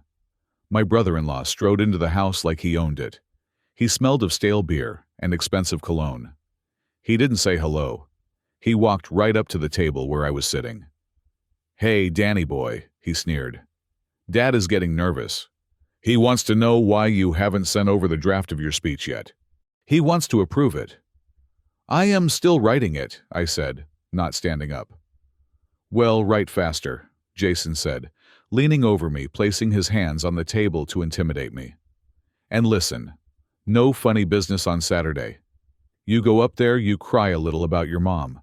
You say Robert Sterling is a saint for saving her legacy, and you sign the paper. Got it?" "Or what?" I asked, looking up at him. Jason blinked. He wasn't used to resistance. "Or what? Or I will make your life miserable. I will make sure you don't get a dime from the sale. I will break your legs if I have to." Lisa sat there watching. She didn't intervene. She let her brother threaten her husband because she agreed with him. I wiped my mouth with a napkin and stood up. I was 2 inches taller than Jason, something he often forgot because I usually slouched. Today, I stood straight. "Jason," I said softly, "do you remember the 24th of November last year?" Jason's face went slack. The color drained from his cheeks so fast, it looked like a magic trick. "What?" he whispered. "The intersection of 4th and Pine." I continued, keeping my voice level. It was raining. A red sports car. A young girl on a bicycle. She is still in physical therapy, learning how to walk again. The police never found the driver. They said he must have been drunk. Jason took a step back. His hands were shaking. "You don't know what you are talking about." "I know that the repair shop bill for your front bumper was paid in cash," I said. "I know that Lisa transferred the money from our account to cover it. I know you were hiding in your apartment for 3 days afterwards." I leaned in, close to his ear. "If you ever threaten me again," I whispered, "I will not just go to the police. I will go to the girl's father. And I hear he is a very angry man." Jason looked at me with pure terror. He looked at Lisa, who was pale as a sheet. She had helped him cover it up. She was an accessory. "I have to go," Jason stammered. He turned and practically ran out of the front door. We heard his car peel out of the driveway a moment later. I sat back down and took another bite of my steak. "Your brother seems upset." Lisa stared at me. She opened her mouth to speak, but no words came out. She was realizing that the man she lived with was a stranger. Friday arrived, the day before the end. I received a secure message from Harper. "It is done. Phoenix Holdings has acquired 80% of the Sterling Group's debt obligations. We are the majority creditor. You have the trigger." I felt a weight lift off my shoulders. The trap was not just set. The jaws were already closing. They just hadn't felt the bite yet. In the afternoon, I drove to the cemetery. The grass on my mother's grave was still disturbed, the earth fresh. I knelt down in the dirt, ruining my suit pants. I didn't care. "I did it, Mom," I whispered to the cold stone. "I bought the debt. I sold the house. I gave the evidence to Thomas. It is all in place." A gentle wind blew through the trees, rustling the leaves. It felt like a hand on my shoulder. "They laughed at you," I said, my voice choking up for the first time in days. "They drank champagne in your living room and called you a witch. But tomorrow they will know exactly who Margaret Brown was." I stayed there until the sun went down, drawing strength from the silence. When I got home, the house was dark. Lisa was out, probably meeting with her father to do damage control on Jason's panic attack. I went upstairs to our bedroom. I took a large trash bag from the closet. I began to pack. I did not pack everything. I did not want them to know I was leaving. I only packed the things that mattered: my father's watch, the photo album from my childhood, the sketchbook I used for my architectural drawings, the few clothes that I had bought for myself, not the ones Lisa had chosen for me to make me look like a trophy husband. I cleared out the safe in the back of the closet. I took my passport and birth certificate. I left the expensive suits hanging in the closet. I left the shoes. I left the watch Lisa had given me for our 5th anniversary, the one she bought with my bonus check. When I was done, the room looked exactly the same to the casual observer. But to me, it was empty. The soul of the room was gone. I hid the bag in the trunk of my car. I went back inside and lay down in the bed for the last time. I stared at the ceiling, watching the shadows of the tree branches dance across the plaster. Tomorrow, I would stand on a stage in a ballroom filled with the city's elite. Tomorrow, I would play the role of the grieving, obedient son-in-law one last time. And then, I would light the match. I closed my eyes and slept the sleep of the righteous. The Grand Hotel Ballroom was a cavern of crystal and velvet, a place designed to make wealthy people feel like gods and everyone else feel like the furniture. The air smelled of expensive perfume truffle oil and the metallic tang of ambition. It was 7 o'clock on a Saturday evening, and the cream of Seattle's high society had gathered to witness what Robert Sterling had billed as the merger of the century. To them, it was a business party. To me, it was a funeral for the people they pretended to be. I arrived 15 minutes late. This was a calculated move. In the past, Daniel Brown was always early, anxious, and apologizing for taking up space. Today, I wanted them to wait.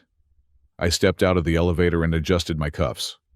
I was not wearing the ill-fitting gray suit Lisa had bought me from a department store sale rack, the one that made me look like a defeated middle manager.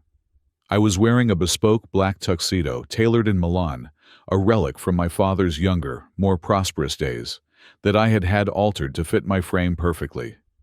It was sharp, sleek, and authoritative. My hair was combed back. My posture was straight. I did not look like a grieving son. I looked like a CEO. When I walked through the double mahogany doors, the hum of conversation didn't stop, but it shifted. Heads turned. I saw confusion ripple through the crowd. They were looking for the schlump, the pushover. They didn't recognize the man standing in the archway. I scanned the room. There they were. The Sterling clan holding court in the center of the room, under the largest chandelier. Robert Sterling was wearing a midnight blue tuxedo, with a satin lapel, a glass of champagne in one hand, gesturing wildly as he spoke to a circle of potential investors. He looked flushed with victory. Lisa stood beside him. She was wearing a blood-red dress that clung to her body like a second skin, cut low in the front and back. She looked stunning, a predator in silk. But her eyes were darting around the room, anxious. She was looking for me. When her eyes finally landed on me, I saw her jaw drop. Just a fraction of an inch, but enough. She blinked, processing the image. She had expected me to show up looking disheveled, perhaps, with a stain on my tie, playing the part of the broken widower she could shepherd around. Instead, I looked like I owned the building. I walked toward them. The crowd parted instinctively. I didn't say, "Excuse me." I just walked, and they moved. "Daniel?" Lisa stepped forward, her voice a mixture of surprise and suspicion. She looked me up and down, her eyes lingering on the cut of the jacket. "You look different." "It is a special occasion," I said, my voice smooth and devoid of warmth. "I thought I should dress the part." Robert Sterling turned around, his smile plastered on like a bumper sticker. "There he is, the man of the hour." He threw a heavy arm around my shoulder. I stiffened, but didn't pull away. I let him parade me. "Everyone, this is Daniel," Sterling announced to the group of gray-haired men surrounding him. "My son-in-law. A good man. A man who understands that progress requires sacrifice. He is entrusting us with his mother's legacy tonight." The men nodded and murmured their approval. "Noble thing to do," one of them said. "Keeping it in the family." "Exactly," Sterling beamed. "We are going to turn that old land into something magnificent. A landmark." I smiled. It was a tight, polite smile. "It certainly will be a landmark, Robert, one way or another." Sterling laughed, clapping me on the back a little too hard. "That is the spirit. Now mingle, Daniel. Shake some hands. But don't drink too much. We need that signature steady at 8 o'clock. He turned back to his admirers, dismissing me. I was just the prop, the pen. I drifted to the edge of the room. I took a glass of sparkling water from a passing waiter and leaned against a marble pillar. From this vantage point, I could see the entire ecosystem of greed. I saw Jason, my brother-in-law, in the corner, nervously laughing with a group of young women, his eyes darting toward the exit every few seconds. He was still terrified from our conversation on Thursday. Good. I saw Greg, the CFO, watching Lisa from across the room, with a look of possessive hunger. And I saw Lisa working the room, charming the wives of the investors, playing the perfect hostess. She was radiant. She was fake. She was rotting from the inside out. I checked my watch. 7:45. Lisa detached herself from a group of bankers and made a beeline for me. Her smile vanished the moment her back was turned to the crowd. She cornered me against the pillar, her body blocking me from view. "What is with the suit?" she hissed, her voice low and venomous. "You are trying to upstage my father?" "I am just paying my respects, Lisa," I said calmly. She grabbed my arm, her nails digging into the fabric. "Listen to me, Daniel. You go up there. You keep it short. You cry a little about your mom. People love that sentimental garbage. Then you thank my dad for saving you from the burden of the estate, and you sign the deed. Do not improvise. Do not try to be clever. Just sign the damn paper and get off the stage. Do not embarrass my family." I looked down at her hand on my arm. I looked into her eyes. I saw 10 years of manipulation. I saw every insult she had ever hurled at me disguised as a joke. I saw the text messages to her lover. "I wouldn't dream of embarrassing you, Lisa," I said softly. "I just want everyone to know the truth." She narrowed her eyes, trying to decipher my tone, but the master of ceremonies, a hired local news anchor, tapped the microphone on the stage. "Ladies and gentlemen," the voice boomed over the speakers, "if we could please take our seats, the presentation is about to begin." Lisa released my arm. She smoothed out my lapel, a final act of ownership. "Good boy. Just get it over with and we can go home." She walked away to take her seat at the front table next to her father. I watched her go. "And now," the announcer continued, "please welcome Mr. Daniel Brown, who has a few words to share about the history of the Brown estate before we proceed with a formal signing ceremony." Applause rippled through the room. Polite, indifferent applause. They didn't care about me. They just wanted the open bar to reopen. I walked up the stairs to the stage. The lights were blinding. I stood behind the podium. I looked out at the sea of faces. In the front row, the Sterlings sat like royalty. Robert was leaning back confident. Lisa was watching me like a hawk. Jason was staring at his shoes. I took a deep breath. I reached into my pocket and touched the small remote control I had palmed earlier. I looked toward the sound booth at the back of the room. I saw a shadow give me a thumbs up. It wasn't the hotel technician. It was Miller, the private investigator I had hired to slip in and assist with the AV presentation. "Thank you," I said into the microphone. My voice was steady, magnified to fill the cavernous room. "Thank you all for coming." The room went silent. "My mother, Margaret Brown, was a simple woman," I began. Or so it seemed. She drove a 20-year-old car. She clipped coupons. She mended her own clothes. She taught third grade for 30 years. I paused. I saw some of the guests nodding respectfully. "But Margaret Brown had a secret," I continued. "She believed that a person's value is not measured by the size of their house or the price of their suit. She believed that value is measured by integrity, by honesty, by how you treat people when you think no one is watching." I looked directly at Robert Sterling. He was smiling, nodding along, thinking this was just a preamble to praise him. "She taught me that the truth is like water," I said. "You can try to dam it up. You can try to bury it. But eventually it will find a crack. Eventually it will break through." I saw Lisa shift in her seat. She crossed her arms. She didn't like where this was going. "Tonight, we are here to talk about the future of her land," I said. "My father-in-law, Robert Sterling, has big plans for it. He calls it a resort, a paradise." I gestured to the massive screen behind me. A rendering of the proposed resort appeared. Glittering glass towers, swimming pools, lush gardens. "It looks beautiful, doesn't it?" I asked. "But my mother taught me to look beneath the surface. She taught me that you cannot build a castle on a foundation of lies." The room grew very quiet.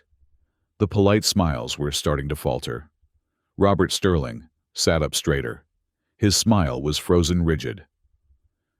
"When I came home from my mother's funeral 3 days ago," I said, my voice dropping to a conversational, almost intimate volume, "I was broken. I needed comfort. I needed family." I looked at Lisa. Her face had gone pale. She started to stand up, but her father put a hand on her arm to restrain her. "I walked into my home," I said, "and I heard something. Something that changed everything." I pressed the button on the remote in my pocket.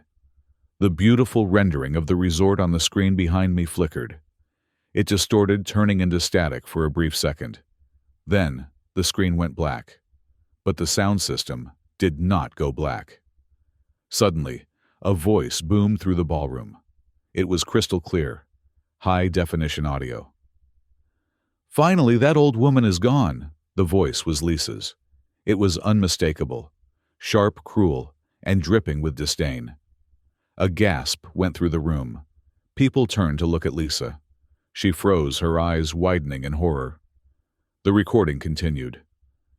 God, I thought that old woman would hang on for another decade out of pure spite. I was about to suffocate in that hospital room pretending to care about her stories. Then another voice. Jason's voice. The important thing is that she is gone. And she left the house. That ugly, rotting piece of junk on the hill. Then, Lisa again laughing. A cold, ugly sound that echoed off the crystal chandeliers. It is not a house, Jason.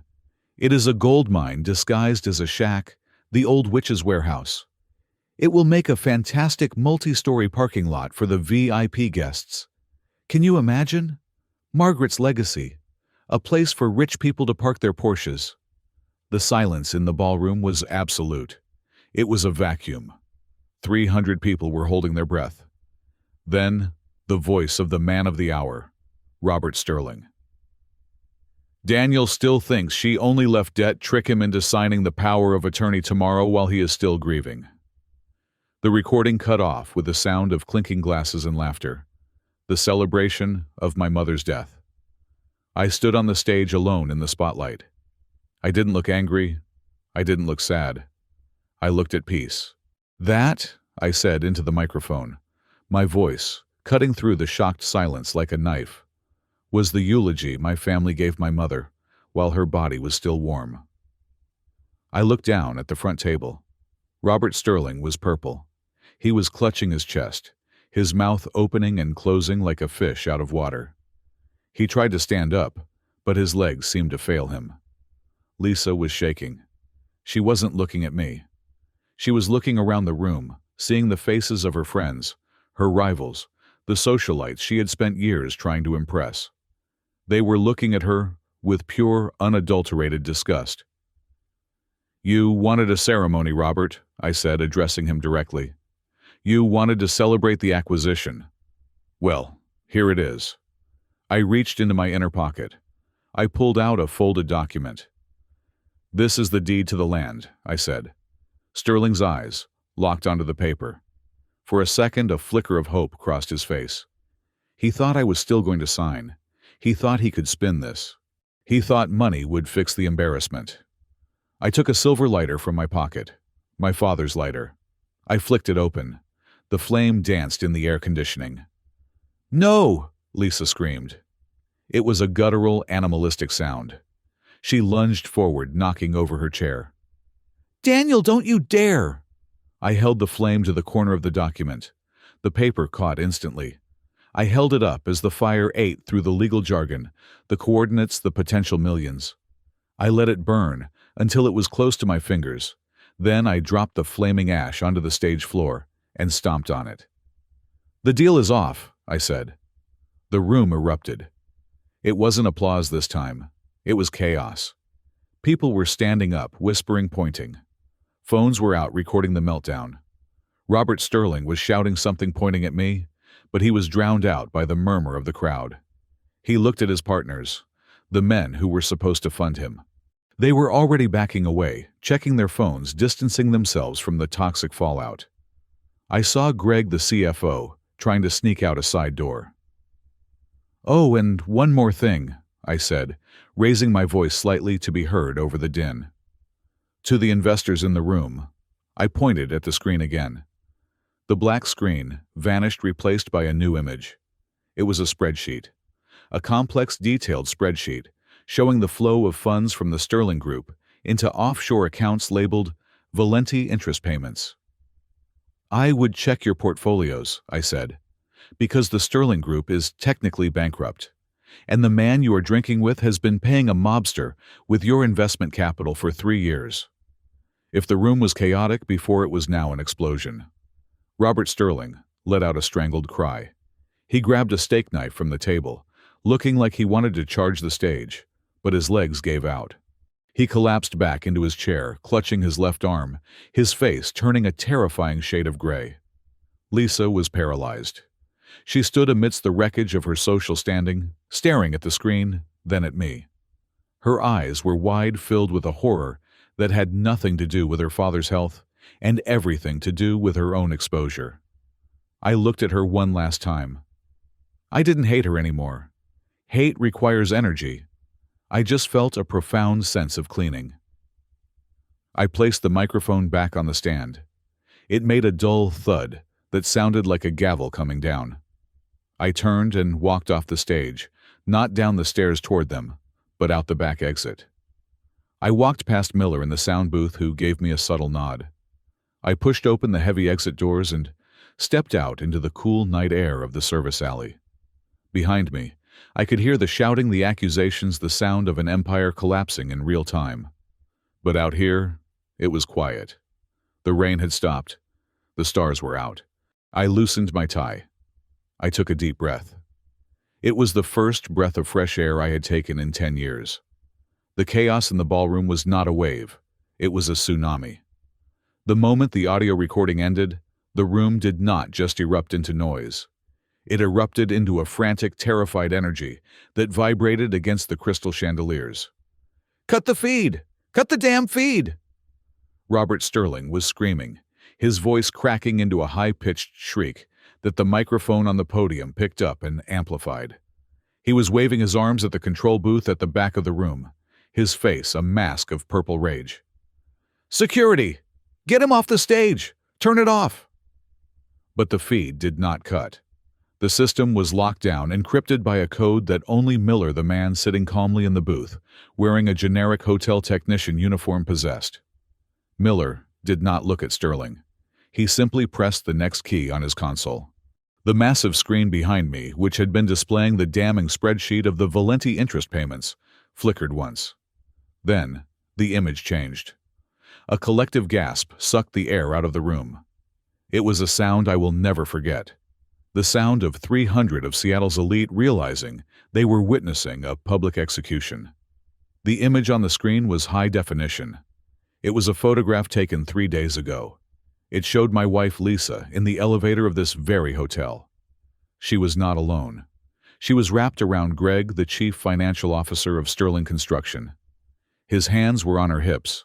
Her head was thrown back in laughter. It was intimate. It was undeniable. Then the image cycled. A screenshot of a bank transfer.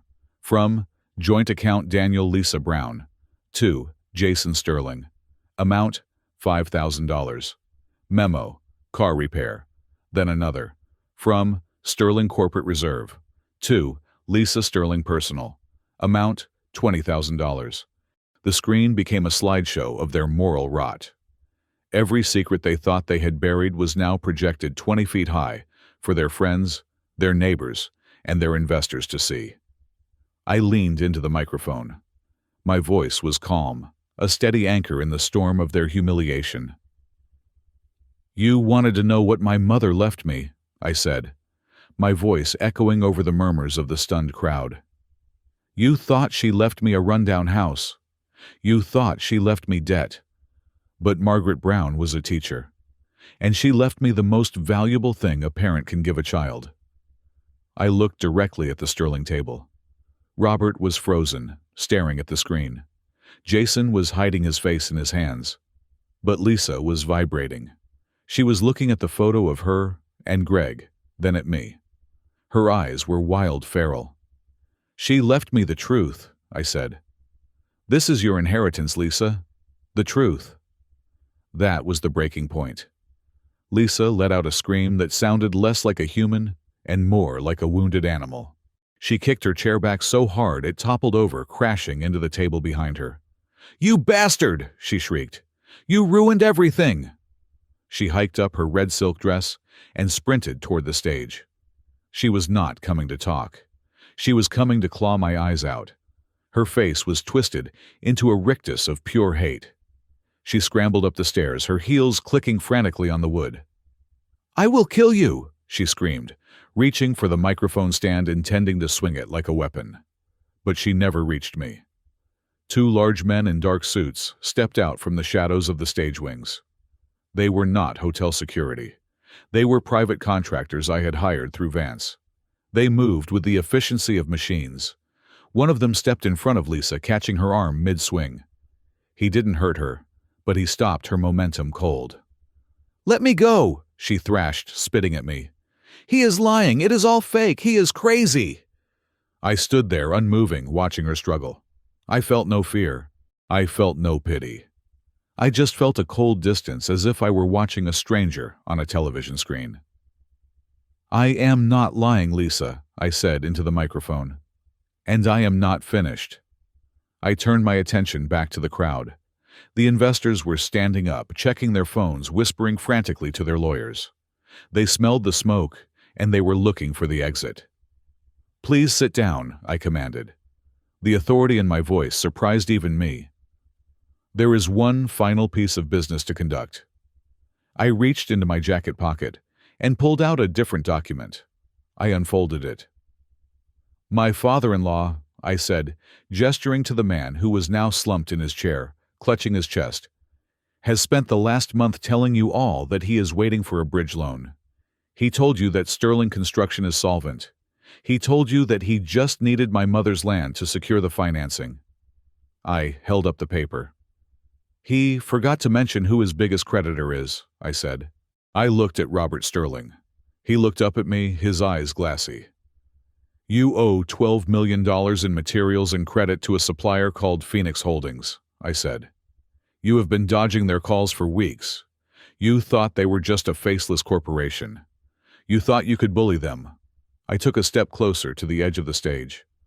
"My name is Daniel Brown," I announced, my voice ringing with steel. "And I am the sole owner and chairman of the board of Phoenix Holdings." The silence that followed was absolute. It was the silence of a bomb counting down to 0. Robert Sterling's mouth fell open. Greg, the CFO, who had been trying to sneak away, stopped dead in his tracks near the exit. They knew what this meant. They knew exactly what Phoenix Holdings controlled. "As of this morning," I continued, "I have instructed my legal team to call in all outstanding debts owed by the Sterling Group. We are exercising the acceleration clause in your contracts due to evidence of fraud and insolvency." I looked at the bankers in the front row. "That means every piece of heavy machinery, every truck, every steel beam on your job sites now belongs to me," I said. "It means your accounts are frozen. It means that as of right now, 5 minutes past 8 o'clock, the Sterling Group is bankrupt." The reaction was instantaneous. The investors didn't just walk away. They ran. Men in tuxedos were shouting into their phones, ordering their brokers to dump Sterling stock before the market opened on Monday. Wives were grabbing their husbands, pulling them toward the doors, as if the bankruptcy was contagious. The room was emptying out in a panic. "No!" Robert Sterling wheezed. He tried to stand up, bracing himself on the table. "Daniel, son, you can't. We are family." "We were never family, Robert," I said coldly. "I was a parking lot to you. Remember?" Sterling took one step toward the stage, his hand reaching out as if to beg. Then his face went gray. He clutched his left arm. His knees buckled. He didn't fall dramatically like in the movies. He just crumpled, sliding down the side of the table until he hit the floor with a heavy thud. "Dad!" Lisa screamed, breaking free from the guard's grip. She scrambled off the stage and ran to her father. "Dad! Somebody help him! Call an ambulance!"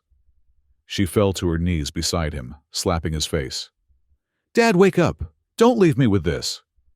It was telling, even in that moment. She wasn't screaming, "Don't die." She was screaming, "Don't leave me with this." She was terrified of facing the consequences alone. Flashbulbs popped. The press, who had been invited to cover a glorious merger, were now witnessing a Greek tragedy. They crowded around the fallen patriarch, capturing every agonizing second of his collapse. I stood on the stage watching the paramedics rush in from the back. They pushed through the crowd of fleeing socialites. I saw them rip open Sterling's shirt. I saw the defibrillator. Lisa looked up from her father's body. Her mascara was running down her face in black streaks. She looked at me, standing above her, untouched, unbothered. "You monster!" she sobbed, pointing a shaking finger at me. You want the land so bad? You killed him for it. You want the money? Take it. Just help us." I walked over to the edge of the stage. I looked down at her. "I don't want the money, Lisa," I said. "I never did." I leaned down so she could hear me clearly over the chaos. "And as for the land," I said, "the land you wanted to turn into a parking lot for your rich friends?" I pulled one last piece of paper from my pocket. It was a copy of the deed transfer I had signed with Arthur Penhaligon hours before the ceremony. "I donated it," I said. "This afternoon. The entire estate. The house, the acreage, all of it." Lisa stared at me, her eyes widening. "What?" "It belongs to the state now," I said.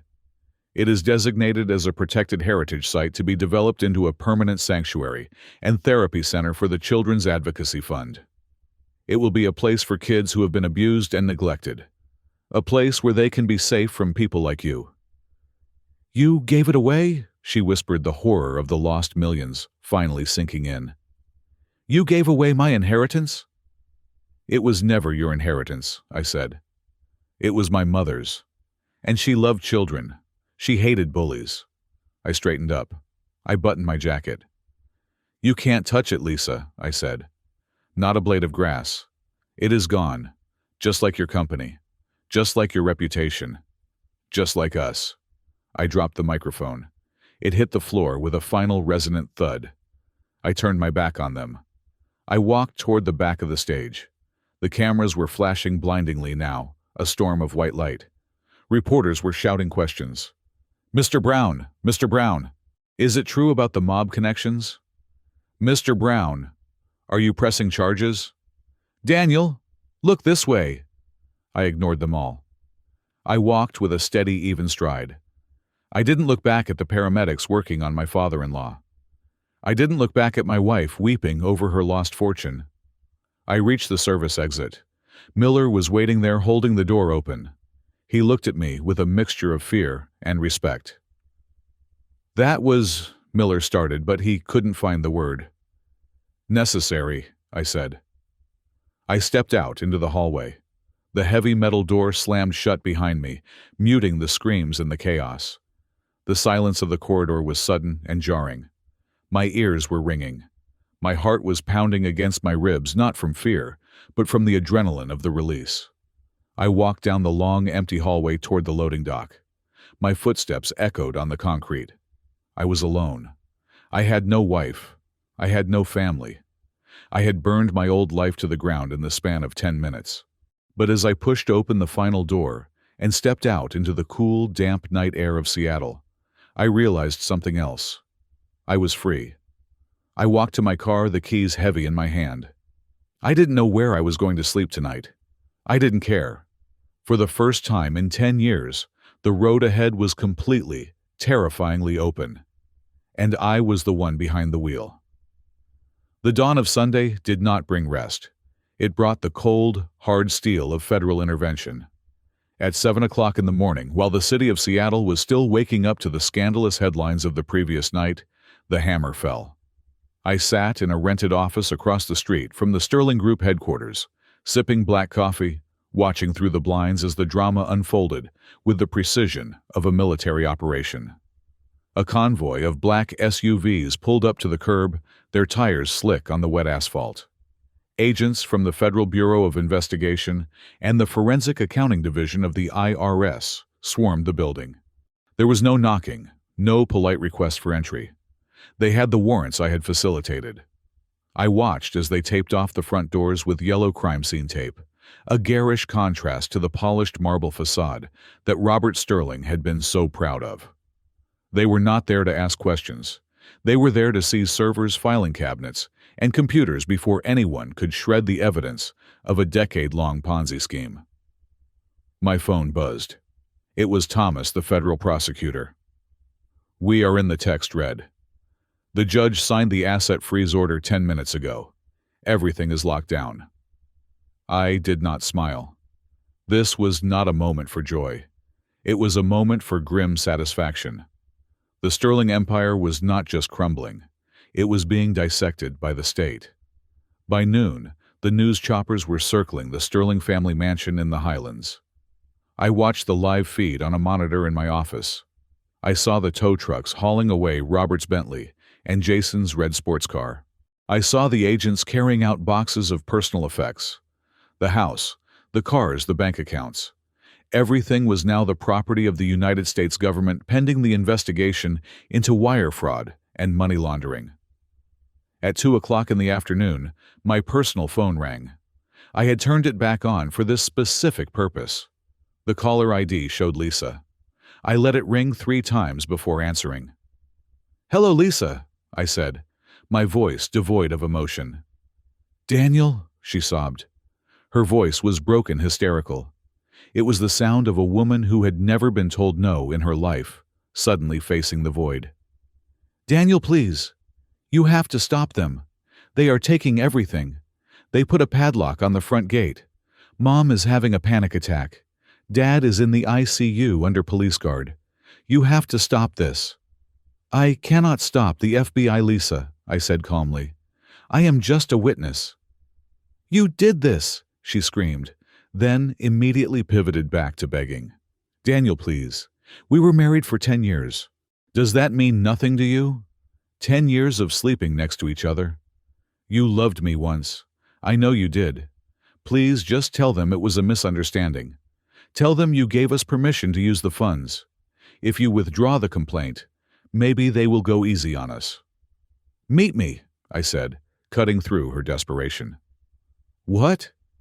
"Meet me at the Daily Grind on 3rd Avenue, I said. "In 1 hour. Come alone. If I see your brother or a lawyer, I leave and I give the prosecutor the rest of the file." "The rest of the file?" she stammered. "There is more?" 1 hour, Lisa. I hung up. The Daily Grind was a small, unassuming coffee shop where we had our first date 12 years ago. It smelled of roasted beans and rain. I arrived early and chose a booth in the back corner. I placed a single manila envelope on the table. When Lisa walked in, she looked like a ghost of the woman who had stood on that stage last night. She was wearing oversized sunglasses and a trench coat over sweatpants. Her hair was pulled back in a messy bun. She looked around nervously, terrified of being recognized before sliding into the booth opposite me.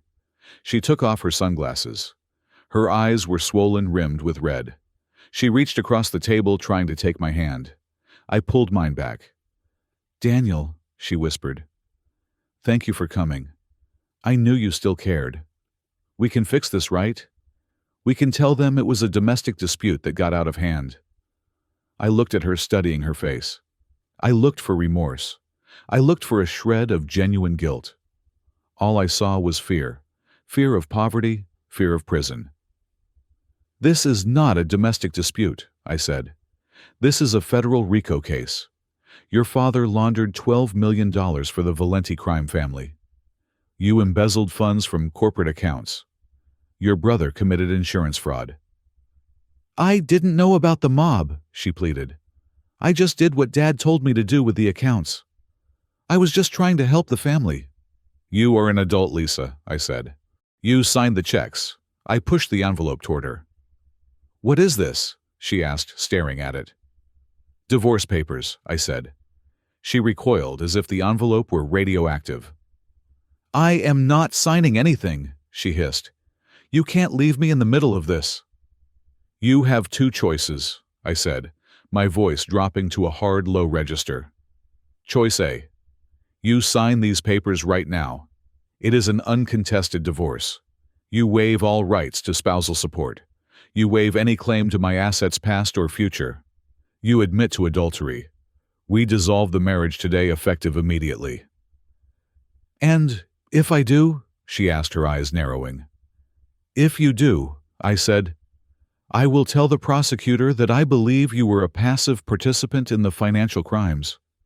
I will suggest that you were manipulated by your father, and that you should be charged only with misdemeanors. You will lose the money, Lisa, but you will stay out of federal prison." She stared at the papers, her hands trembling. "And choice B?" she asked. "Choice B," I said, "is that you refuse. And if you refuse, I will hand over the supplemental evidence I have on your brother's hit-and-run accident last year, which you helped cover up. And I will hand over the emails where you explicitly discussed structuring the deposits to avoid IRS detection. That is a felony, Lisa. That is 5 to 10 years in a federal penitentiary." She looked at me with a hatred so pure it was almost impressive. The mask of the weeping wife fell away completely, revealing the narcissist beneath. "You bastard," she spat. "You planned this. You played the pathetic weak husband for years, just waiting for this moment, didn't you? You sick, twisted psychopath." "I didn't plan anything until 3 days ago," I said. "I trusted you. I loved you. You were the one who turned me into this." "I should have left you years ago," she sneered. "I should have taken half your money and left you in that miserable little house." "But you didn't," I said. "Because you were greedy. You wanted the mother lode. You wanted my mother's land." I tapped the envelope. "Sign it, Lisa, or go to jail. Those are your options." She snatched a pen from her purse. She ripped the documents out of the envelope. She signed them furiously, tearing the paper with the force of her strokes. She threw them back at me. "There," she said. "Are you happy? You win. I hope you rot in hell, Daniel. You are a cold, heartless son of a bitch." I checked the signatures. They were valid. "I learned from the best," I said, putting the papers in my briefcase. "Goodbye, Lisa." I stood up and walked out of the coffee shop, leaving her sitting there alone with nothing but a cup of cold coffee and a ruined life.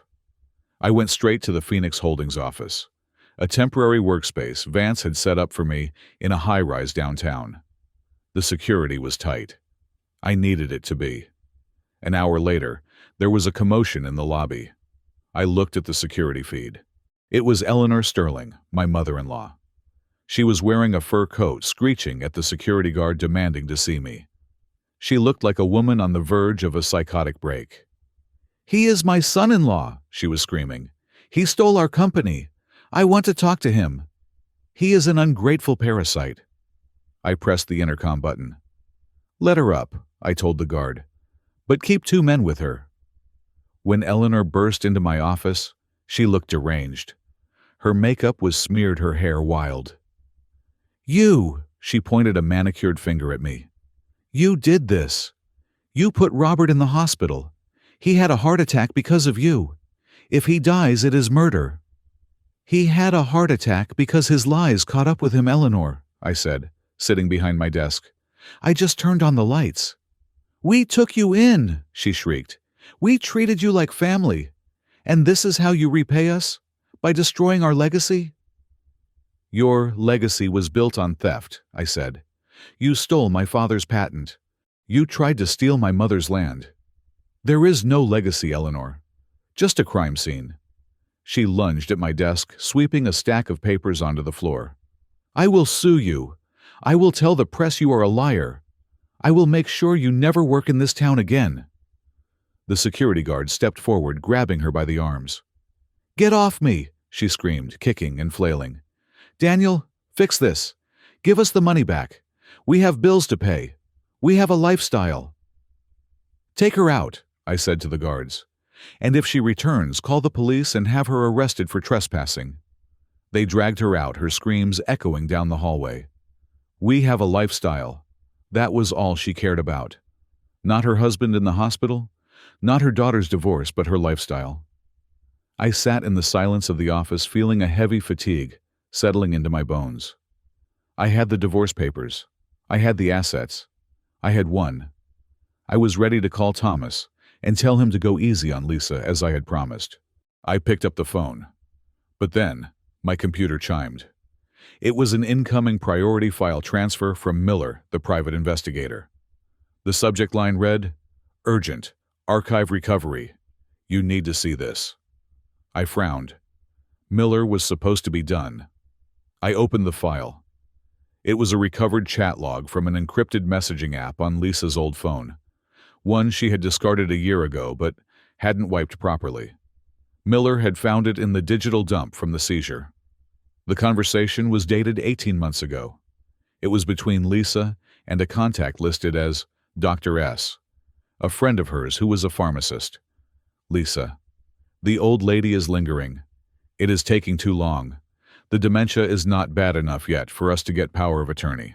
Dr. S. Nature takes its time, Lisa. Be patient. Lisa. I don't have patience. Dad needs that land secured before the fiscal year ends. Is there anything that can accelerate the decline? Without leaving a trace? Dr. S. You know I can't talk about that. But hypothetically, if someone were to swap her blood pressure medication for a placebo, or double the dose of her beta blockers, it would look like natural heart failure in a woman her age. Lisa. Can you get me the beta blockers? Dr. S. It is risky. Lisa. I will pay you double. Just get them. I will handle the swap when I bring her groceries next week. I stared at the screen. The blood drained from my face. My hands went cold. I remembered that week. I remembered my mother having a sudden spell. She had fainted in the garden. The doctor said her heart rate had plummeted inexplicably. She had survived only because Vance had found her in time and called the paramedics. We had thought it was just her age. It wasn't age. It was Lisa. She hadn't just waited for my mother to die. She had tried to kill her. She had actively plotted to murder the woman who had knit her a sweater for Christmas. A rage unlike anything I had ever felt before rose up inside me. It was not the hot, fiery rage of the funeral. This was a black, absolute zero cold. It was the decision of a judge passing a death sentence. I looked at the phone in my hand. I was supposed to call Thomas and ask for leniency. I was supposed to honor the deal I made in the coffee shop. I picked up the divorce papers, the ones Lisa had signed to buy her freedom. I walked over to the shredder in the corner of the office. I fed the papers into the machine. I watched as her signature, her bargaining chip, was sliced into confetti. There would be no deal. There would be no uncontested divorce. There would be no mercy. I sat back down and dialed Thomas's number. Daniel, Thomas answered. How did it go with the wife? The deal is off, I said. My voice sounded dead even to my own ears. What do you mean? Thomas asked. I am sending you a new file, I said. It is evidence of conspiracy to commit murder. Attempted homicide. Jesus, Thomas breathed. Against who? My mother, I said. I want you to charge her with everything, Thomas. RICO, fraud, and attempted murder. I want you to bury her under the jail. I want her to never see the sun again. If the evidence holds up, Thomas said, his voice serious, she is looking at 20 years minimum. Maybe life.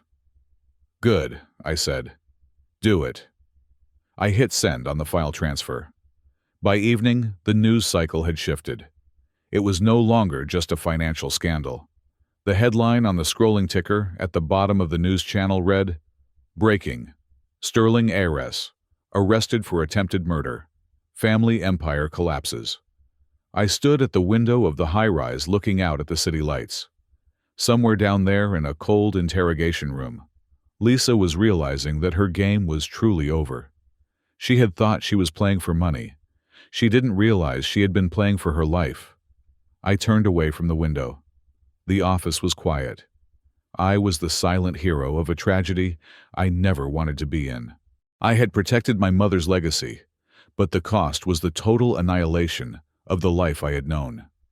I walked out of the office, leaving the lights on. The hunt was over. The prey was captured. But the hunter was just tired. So very tired. The silence of my mother's house was different from the silence in the Sterling mansion. In the mansion, the silence was heavy, pressurized by secrets and the fear of exposure. Here in the drafty bungalow on the edge of town, the silence was honest. It smelled of old cedar lavender and the dust of a life lived without pretense. I had been staying here for 2 nights since the story broke. I slept on the sofa because I could not bring myself to disturb my mother's bed. Outside, the world was burning. My phone, which I had finally turned back on, was flooded with notifications. The news cycle was feasting on the carcass of the Sterling empire. Robert Sterling was in the cardiac unit, handcuffed to his hospital bed. The FBI had seized the accounts. The name Sterling had gone from a badge of honor to a synonym for fraud in 48 hours. But I was waiting for the final shoe to drop. I knew Lisa. I knew that when a narcissist is cornered, they do not reflect, they attack. She had been released on bail for the initial financial fraud charges. Her mother had put up her jewelry to secure the bond, but she did not know about the file I had sent to Thomas regarding the attempted murder. That warrant was being processed. The police were looking for her to upgrade the charges, but she had slipped their surveillance. I knew where she would come. It was midnight. The rain had returned lashing against the single-pane windows that Robert Sterling had once mocked as garbage. I was sitting in my mother's rocking chair, facing the front door. The lights were off, save for a single street lamp filtering through the sheer curtains. I heard the sound of a car engine cutting off down the street. Then footsteps. Not the confident click-clack of high heels that used to herald her arrival, but a frantic, stumbling run.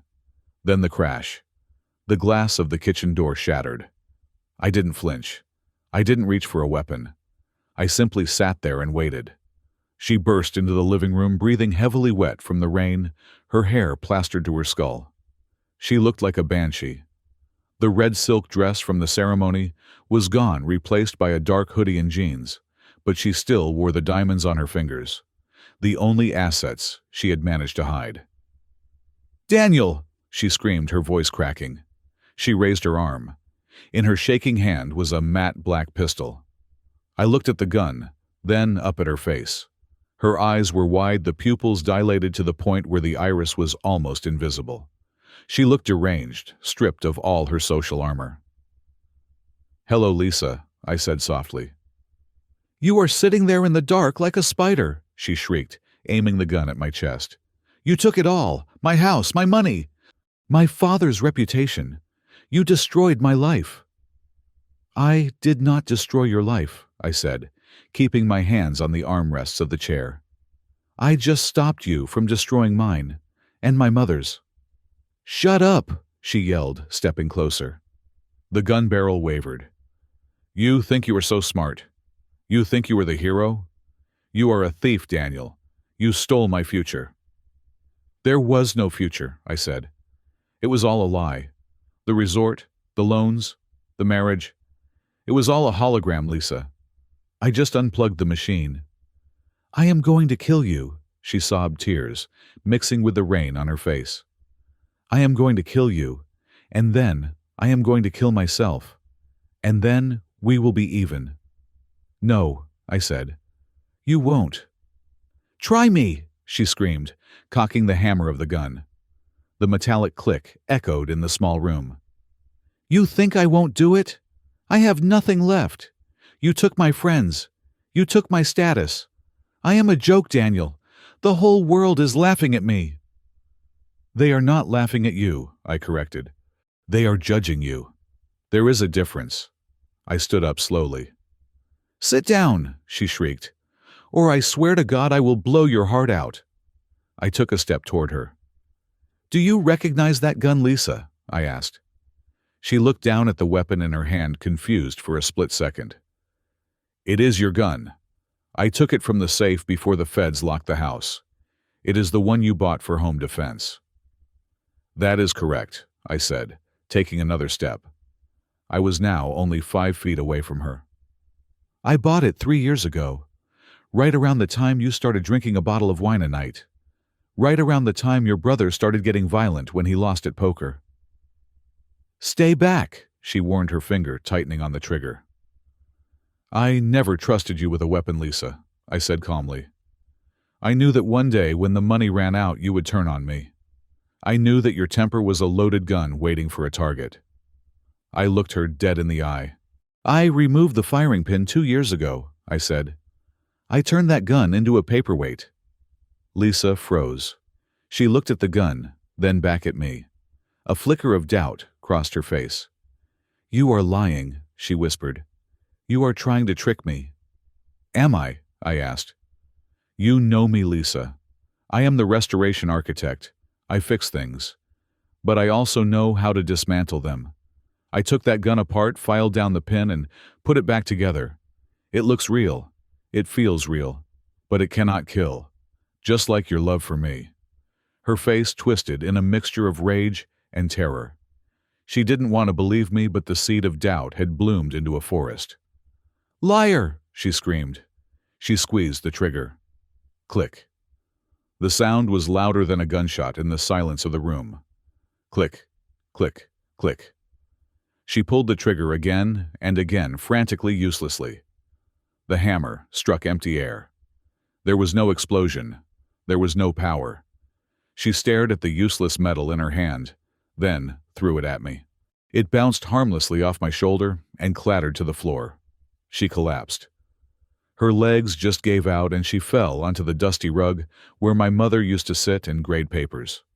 She buried her face in her hands and howled. It was a sound of absolute defeat. I looked down at her. I didn't feel triumph.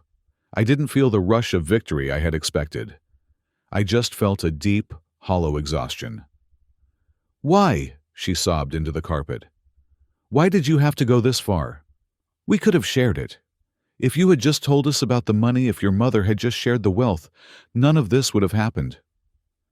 I knelt down not to comfort her, but to make sure she heard every word I was about to say. "That is the tragedy, Lisa," I said quietly. She tried to. Lisa stopped crying. She looked up at me, her mascara smeared like war paint. "What?" "5 years ago," I said. "Before the dementia got bad. Before you started poisoning her. My mother called a meeting with your father. She invited him to lunch at a diner downtown. You didn't know about it because Robert was too ashamed to tell you." "That is a lie," Lisa whispered. "Dad never met with her." "He did," I said. "I drove her there. I waited in the car. She had a check in her purse, Lisa. A cashier's check for $1 million. It was her life savings at the time before Phoenix Holdings really took off. She wanted to give it to Sterling Construction as an interest-free loan. She knew you were struggling. She wanted to help her son's family." Lisa's mouth fell open. She shook her head in disbelief. No, she hated us." "She didn't hate you," I said. "She pitied you. But do you know what your father did at that lunch?" I paused, letting the memory of my mother's tear-streaked face when she returned to the car wash over me. "He laughed at her," I said, my voice hardening. "He looked at her worn-out coat. He looked at her cheap shoes. And he told her that he didn't need charity from a dusty old schoolteacher. He told her that her money was grocery change compared to what he deals with. He mocked her for ordering water instead of wine to save money. He didn't know about the check. He didn't let her get that far. He just insulted her for 45 minutes and left her with the bill." Lisa looked horrified. She knew her father. She knew exactly how arrogant he could be. She knew this was true. "She tore up the check in the car," I said. "And that was the day she decided to buy your debt instead of paying it off. That was the day she decided to buy the supply chain. She told me, Daniel, arrogance is a disease, and poverty is the only cure." I stood up and looked down at my wife. "It wasn't me who destroyed your family, Lisa," I said. "It was your father's ego, and your greed. You killed the golden goose because you were too busy making fun of its feathers." Lisa stared at the floor, the weight of the revelation crushing her. The millions they had desperately stolen, the crimes they had committed. It had all been unnecessary. They could have had it all if they had just been decent human beings for 1 hour. Suddenly, the room was bathed in red and blue light. The sirens cut through the rain. I had triggered the silent panic button on the wall the moment I heard her car engine outside. "No," Lisa whispered, scrambling backward. "No, Daniel, don't let them take me. Not prison. Please. I can't do prison. I'm too pretty for prison." The absurdity of her statement hung in the air. Even at the end, she was worried about her vanity. The front door was kicked open. "Police! Hands in the air!" 4 officers stormed in, weapons drawn. They saw the gun on the floor. They saw the woman cowering on the rug. "Don't shoot!" Lisa screamed, raising her hands. "It is his gun! He tried to kill me!" "Get on the ground!" the officer shouted, ignoring her lies. They knew who she was.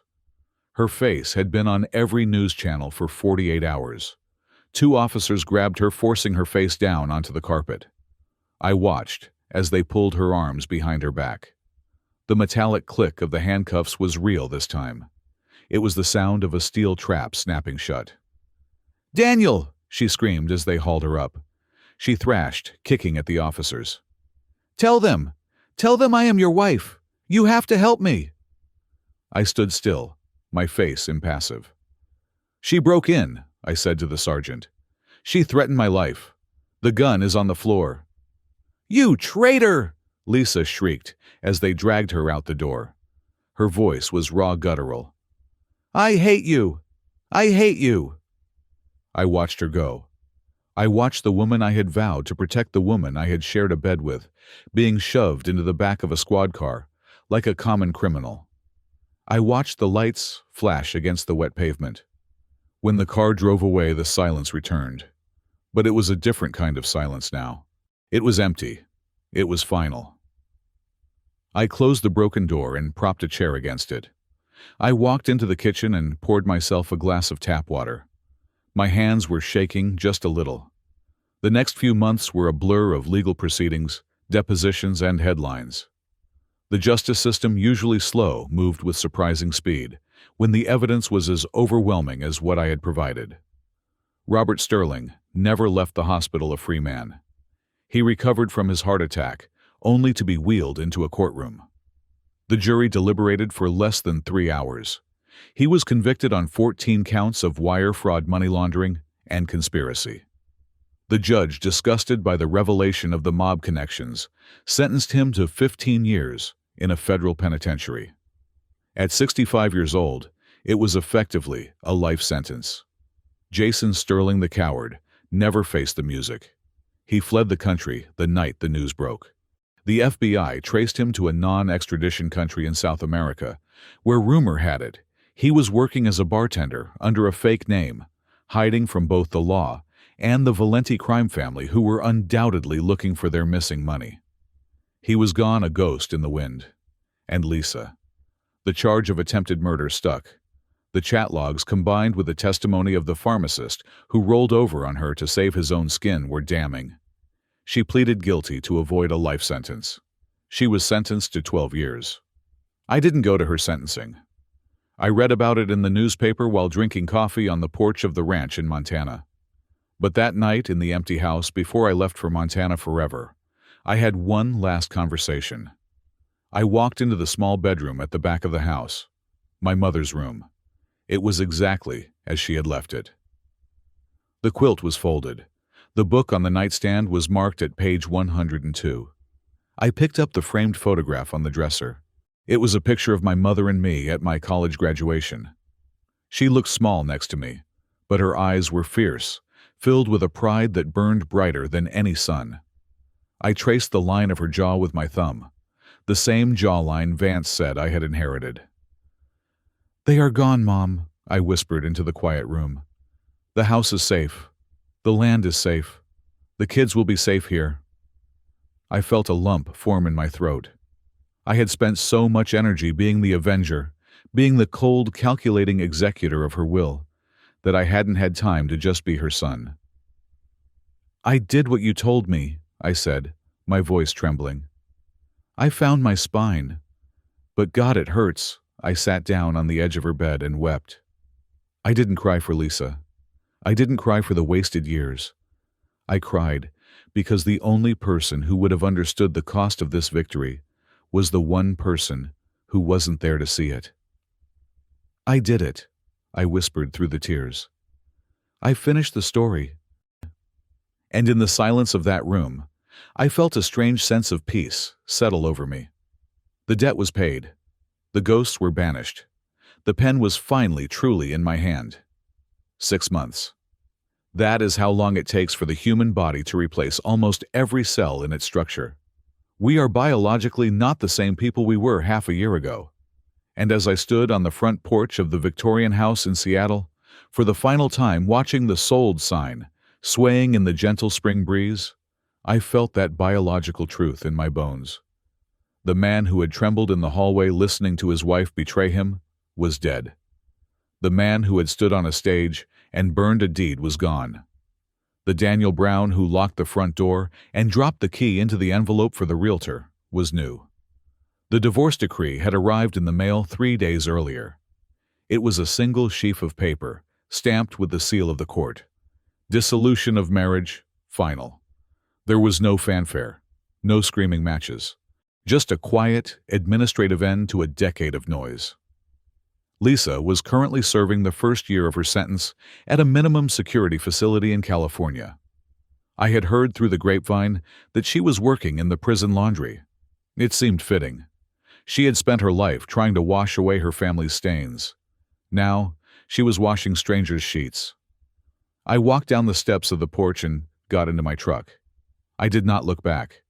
There were no ghosts in that house anymore, only empty rooms. I drove east.